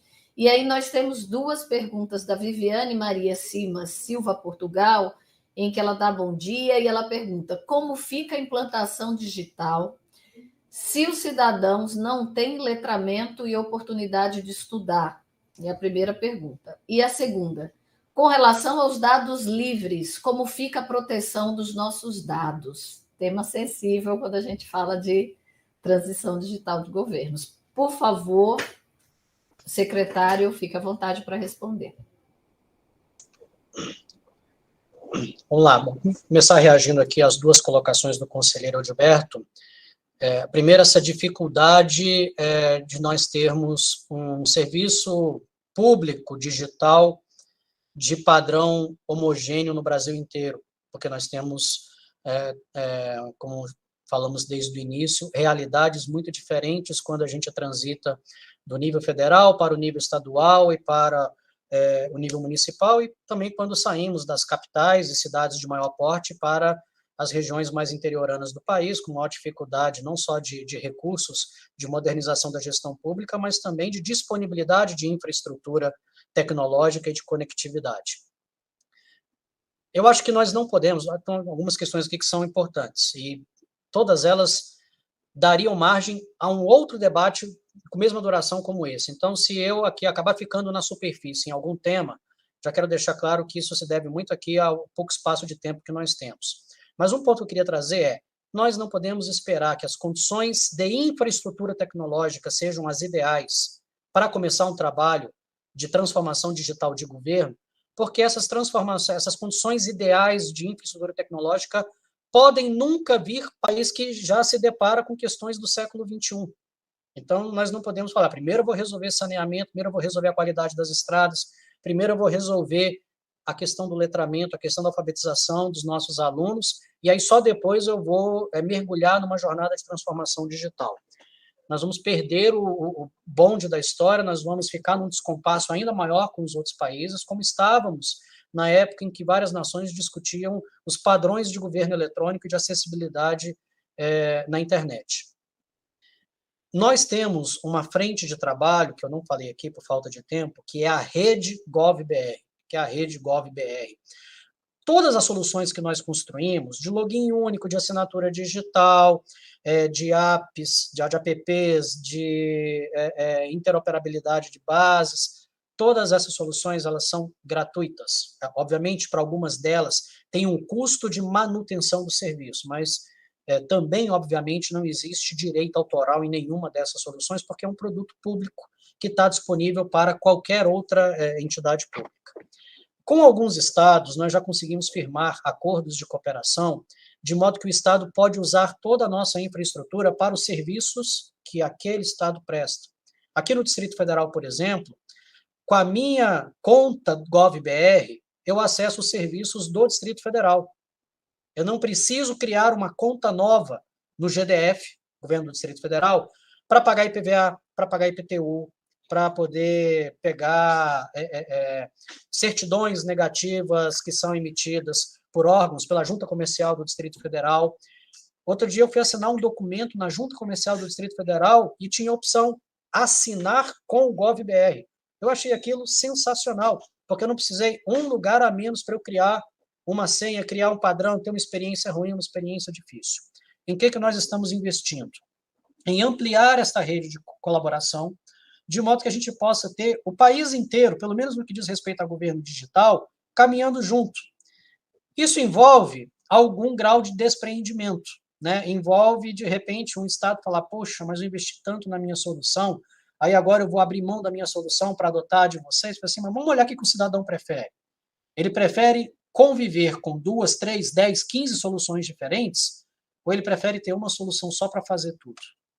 Né? Então, talvez seja o caso da gente colocar o cidadão no centro do processo e deixar que a decisão dele seja a predominante. Claro que para aquele Estado que não tem solução nenhuma, não tem dilema, é só adotar, é só priorizar isso na sua agenda e fazer a virada de chave. Para os Estados que já têm soluções próprias, talvez a gente precise criar algum padrão de interoperabilidade, né? Alguma API, algum canal algum protocolo entre as duas soluções. Mas eu volto num ponto que eu falei no início da apresentação. O governo digital tem menos a ver com tecnologia e tem mais a ver com o resultado final para o cidadão. Então, se essa agenda for priorizada, se ela for tomada como agenda de Estado com E maiúsculo, estados, municípios e governo federal vão entrar num acordo para ter uma solução integrada para os serviços nos diferentes níveis de governo. E isso ajudaria demais essa experiência, né, para que não haja assim, uma percepção de funcionalidade, de praticidade em serviços federais e algo que não é no mesmo nível nos serviços estaduais ou municipais. O que não quer dizer que a gente não possa ter serviços estaduais melhores, mais bem desenhados do que serviços federais. Tá? Isso também é possível e a gente também aprende da experiência dos estados.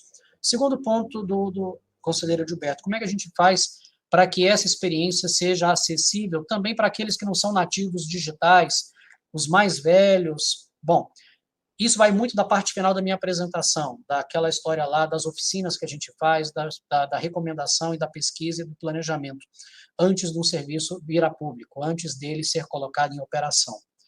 A gente hoje gasta muita energia na preparação do serviço, enquanto ele ainda está na fase de validação dos seus requisitos, das suas funcionalidades, exatamente para evitar experiências ruins. Agora, é um processo evolutivo.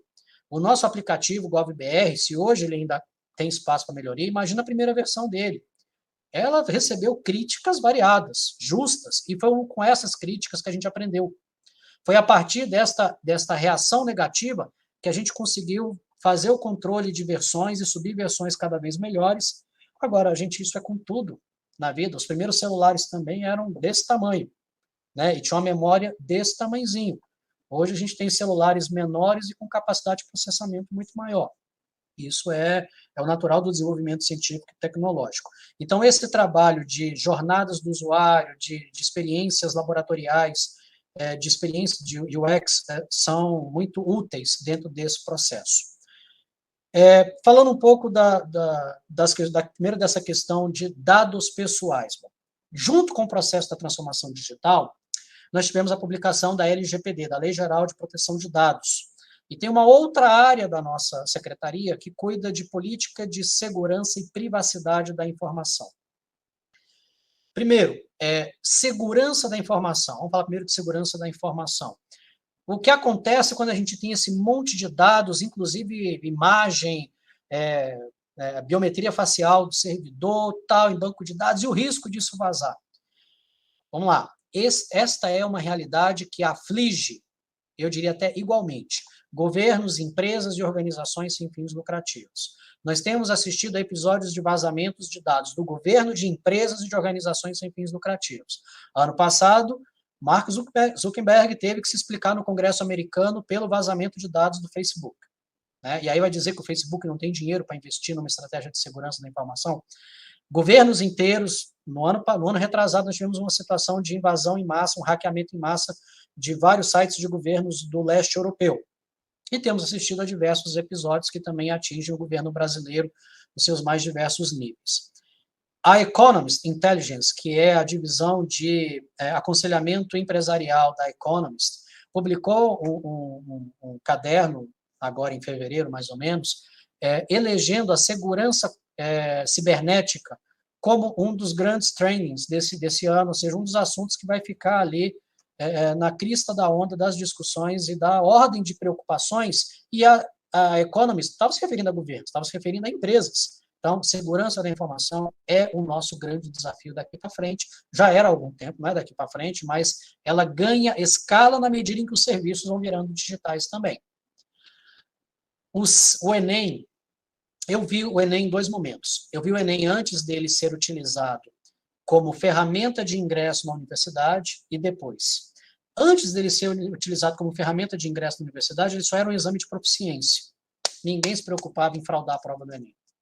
A partir do momento em que o Enem virou a porta de acesso à universidade, ele despertou a cobiça e passou a ser alvo de estratégias de deslegitimação. Casos de provas que vazaram, casos de questões que vazaram do banco, casos de tema da redação que vazaram, são as dores e as pedras do caminho. Mas, felizmente, o país não abandonou a ideia de ter um exame universal, que ele tem que ser melhorado, ele tem que ser aperfeiçoado e não abandonar porque você teve aqui ou ali algum episódio de fragilidade identificada. Sobre privacidade de dados, a gente também tem avançado nesta linha. É claro que toda a experiência de navegação do usuário, a gente tem que a todo momento alertá-lo que armazenamos cookies, informações pessoais dele. Para que a gente armazena cookie? O que é o cookie? É aquela informação de comportamento de navegação para oferecer para o usuário uma melhor experiência. Em que sentido? Ele recorrentemente busca serviços da área de exportação. Então, se entrar um serviço novo de exportação, quando o cidadão logar de novo, eu já vou oferecer aquele serviço em destaque. Significa que o portal Gov.br vai aparecer de uma forma diferente para cada cidadão. Se ele é um exportador, aparece primeiro com serviços diretamente relacionados à exportação. Agora, eu só consigo fazer isso guardando o registro dos serviços pesquisados anteriormente por aquela pessoa. Ele tem que consentir para que a gente possa fazer isso. Se ele não consente, a gente não guarda e não oferece a experiência. É uma relação de consumo que é pactuada no início. A mesma coisa com a guarda das informações. Tem todo um consentimento no momento do cadastramento da criação da conta, porque a gente precisa daquilo para oferecer o serviço para o cidadão.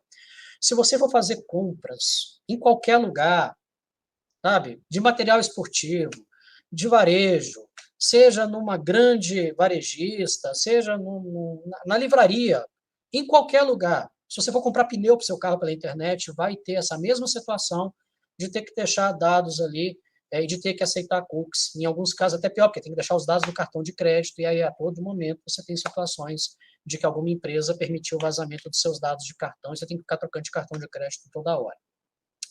Isso faz parte, é uma condição de contorno com a qual a gente precisa lidar e é inevitável que ela também seja alvo de aprimoramentos. Tá?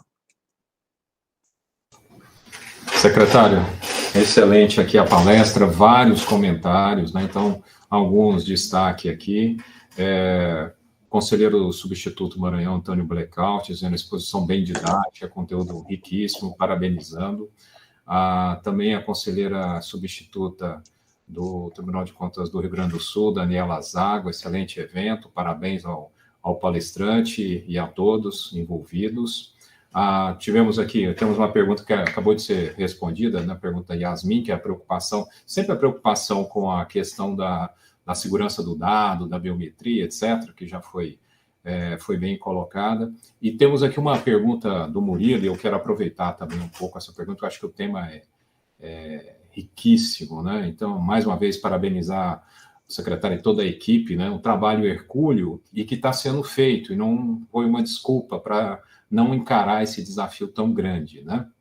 A pergunta é a seguinte: como os demais governos da federação podem aproveitar as melhores práticas e as lições aprendidas do governo federal e encurtar a curva de aprendizado? E dentro dessa pergunta, eu pedi qual seria um passo a passo de governos municipais, governos menores ou outros órgãos, né? Como que eles poderiam utilizar e integrar aí com o GovBR. E a segunda parte é a seguinte: o GovBR faz uso dos dados de bancos, né, etc., também na sua validação. E a gente tem, em muitos aplicativos, a oportunidade de fazer login com redes sociais, etc. Existe uma perspectiva que a gente possa utilizar essa validação em outros aplicativos, mesmo privados, né? Porque esse é um problema, né? Essa identificação, segurança, etc. E o governo federal muito bem conseguiu equalizar isso e com esse número de usuários, né? Então, essas perguntas. Tá, eu vou, se me permite, Luciano, eu vou respondê-las em ordem inversa. Vou começar pela segunda e depois eu volto para a primeira. Eu queria mostrar para vocês aqui o meu aparelho, não é nem para mostrar a marca, vou mostrar este botão aqui na parte de trás do meu aparelho, abaixo das câmeras. O que é este botão? Ele é um leitor biométrico. Ele está se tornando cada vez mais frequente nos celulares. Quando eu preciso acessar um serviço do GovBR, tem um aplicativo que ele gerencia todos os serviços dos servidores públicos federais. Chama sougov.br. O sou de pertencimento, eu sou governo, eu sou Estado brasileiro, sou agente do Estado brasileiro, eu preciso programar minhas férias. Como é que era antes? Vai lá na unidade de RH. Hoje eu não vou em lugar nenhum. É aqui no meu celular, é no meu aplicativo. Eu programo as minhas férias e o meu chefe imediato vem aqui e valida minhas férias. Lá no SouGovBR tem um clique que é entrar com biometria. Como é que é o meu entrar com biometria? É colocar o dedo aqui, ó. Já entrei no aplicativo. Qual foi o dado que eu forneci? Nenhum, a não ser a própria biometria, que está registrada em alguma base. Pode ser a do TSE, porque eu cedi biometria para votar na última eleição. Na verdade, foi na penúltima. Quem vai votar agora, está tirando título de eleitor, foi lá no TSE fazer o registro biométrico. Carteira de trânsito, a carteira de motorista, você também, quando renova a carteira de motorista, deixa a sua biometria. Então, são bases de dados em que a gente faz essa checagem. E muitos bancos também fazem esse trabalho de checagem. Eu sou correntista do Banco do Brasil. Hoje eu faço as operações no caixa eletrônico sem o cartão, com a biometria. Então, como o Banco do Brasil tem uma base biométrica, o TSE tem outra, o Denatran tem outra, ficaria muito oneroso, caro e lento para nós fazermos esses batimentos biométricos de todo mundo que precisasse consumir o serviço. Então, para que a gente consome dados de bancos ou serviços de bancos? É só para que o banco, o TSE, o Denatran, nos ajude em fazer essa verificação em questão de milissegundos. É para que a experiência do usuário seja mais rápida. E aí você falou, sim, e conectar com o Facebook com conta de rede social? Vai depender do serviço, porque a sua conta de rede social pode ser invadida, ou a biometria não. E a gente volta à história lá do Tom Cruise. Então, se for um serviço que não pode ter nenhuma dúvida quanto à identidade da pessoa, biometria, padrão prata, padrão ouro. Se for um serviço menos sensível, de repente ter acesso a determinadas informações, etc. e tal, aí dá para ir pela rede social. Então, nós vamos abrir caminhos, mas sempre com a preocupação de que a gente tenha esses níveis diferenciados. Não pensando em usar a rede social com esse recurso, mas também outros serviços. Então, pensando que Hoje eu pego um aplicativo qualquer e uso o login da rede social para entrar naquele aplicativo, né? E essa experiência do governo é riquíssima. E existe um problema de identificação, segurança, etc., grande, que uma vez se o cidadão pudesse usar isso em outros aplicativos, então o aplicativo da escola, o aplicativo da empresa e etc., ele usa essa identificação que é fabulosa, né? Então, isso é um ganho, velocidade fabuloso, um serviço para o cidadão jogar aquela cadernetinha fora de senha, claro, né? Claro. Então, ou seja, eu já sou GovBR, então na escola, não, GovBR, não sei aonde, GovBR. Então, nessa perspectiva de outros serviços, para aumentar essa integração da população. Então, conselheiro Luciano, a gente hoje está transbordando o GovBR do governo federal para os governos estaduais e municipais. E a gente, em breve, vai transbordar também para experiências fora governo. Nessa lógica que você está colocando. Exatamente nessa lógica. Perfeito. E isso remete para a sua primeira pergunta. Como é que os estados podem se beneficiar do que a gente já construiu e encurtar a curva de aprendizagem? Eu vou pedir à Fernanda, que é a minha assessora, para deixar aqui o contato da nossa diretoria responsável na Secretaria de Governo Digital pela gestão da rede GovBR. A rede GovBR hoje ela não é maior por falta de resposta dos estados e dos municípios. Nós temos 117 municípios, um pouco mais de 100 municípios na rede GovBR. Não é obrigado a ser capital, não é obrigado a ser município grande. Tem município de menos de 50 mil habitantes, mas que quis entrar na rede. Para quê? Para não ter que gastar dinheiro com tudo aquilo que a gente já investiu, ferramenta de identificação do usuário, ferramenta de recomendação, validação cadastral. Então, é uma oportunidade de encurtar o processo e já entrar lá na frente, em vez de fazer a abertura de picada no meio da selva, que a gente teve que fazer nos últimos 5 anos, você já vai direto para o ponto em que a gente se encontra hoje. Nos estados, faltam muito poucos para entrar. Eu tenho a impressão que faltam 3 ou 4 estados, São Paulo é um deles, né? E os demais estados, quase todos já estão usando alguma coisa da GovBR, só que a plataforma GovBR é uma plataforma extremamente ampla, ela tem uma quantidade de possibilidades formidável, eu acho que os estados ainda usam muito pouco, e para fazer essa adesão é um processo simplérrimo, senão nós não poderíamos nos chamar Secretaria de Desburocratização. Só que, em vez de eu aqui descrever o passo a passo, eu acho mais produtivo deixar o contato para que essa conversa seja feita direto com as nossas diretoras, a Loiane e a Luana.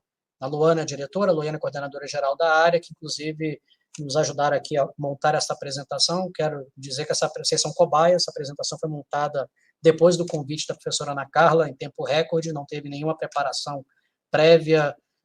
Então, eu peço desculpas aí se alguma coisa ficou muito na superfície, sem o devido aprofundamento.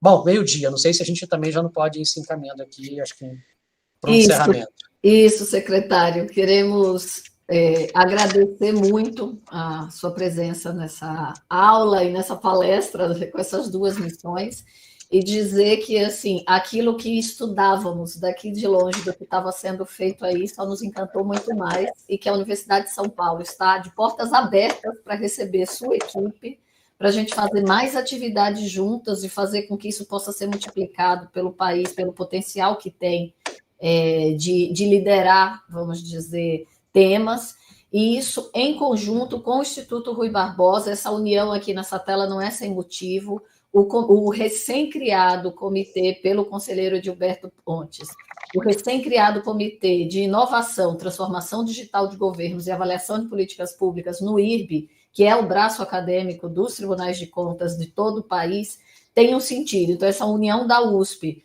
da Escola de Artes, Ciências e Humanidades, do grupo de pesquisas em Smart Cities e do IRB, ela tem essa finalidade de fazer com que esse tema se torne um tema da prática, mas também com fundamentação acadêmica e demonstrando a importância disso em todo o país, na administração pública e nas universidades. Então, assim, nós convidamos toda a sua equipe e você para ser USP também, ser IRB também, ser Tribunal de Contas do município de São Paulo, na Escola de Gestão de Contas também, para a gente catapultar esse conhecimento.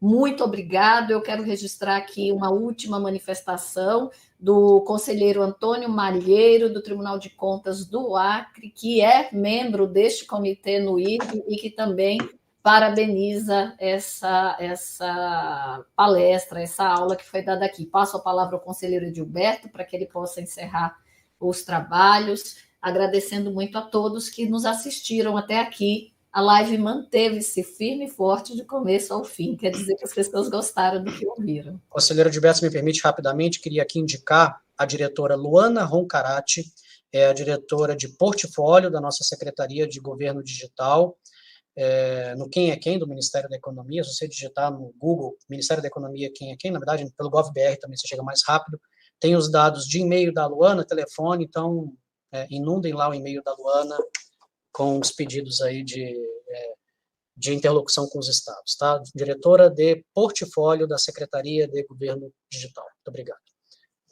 Então, só registrar, de fato, reafirmar o que a professora Ana Carla falou, e o professor Luciano, o agradecimento do Dr. Gleison foi sensacional, foi excelente, aprendemos muito. Enquanto você falava, eu vou vendo, gosto muito das coisas na prática, já coloquei minha CNH aqui meu aplicativo, não estava. Tentei colocar minha certidão, o certificado de alistamento militar, não foi possível, preciso de um passo a mais, talvez seja muito antigo, tem mais de 30 anos, então eu acho que preciso de um passo a mais aqui. Mas a CNH foi imediato, coloquei aqui, já tem um CPF, a CNH aqui, quando for ao aeroporto, já vou usar aqui direto, não preciso mais nem levar isso. Então, aprendemos na prática, que de fato isso é verdadeiro, não é apenas discurso de governo, de gente que está no governo, mas realmente é algo que tem evoluído bastante, e que nos orgulha a todos. Realmente, essa sétima posição no mundo é algo para a gente destacar, registrar com um passo importante. Isso não cai do céu, né?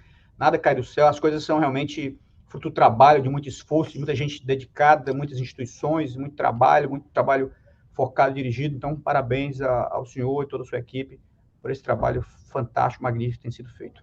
É isso. Doutora Carol, para encerrar. Obrigada, conselheiro Edilberto. Somente para finalizarmos mesmo, agradecer novamente a audiência que nos acompanhou até aqui. Lembrando que as nossas redes sociais têm toda a programação do IRB, nos sigam nas redes sociais e acompanhem a nossa programação. Obrigada e um bom dia. Tchau.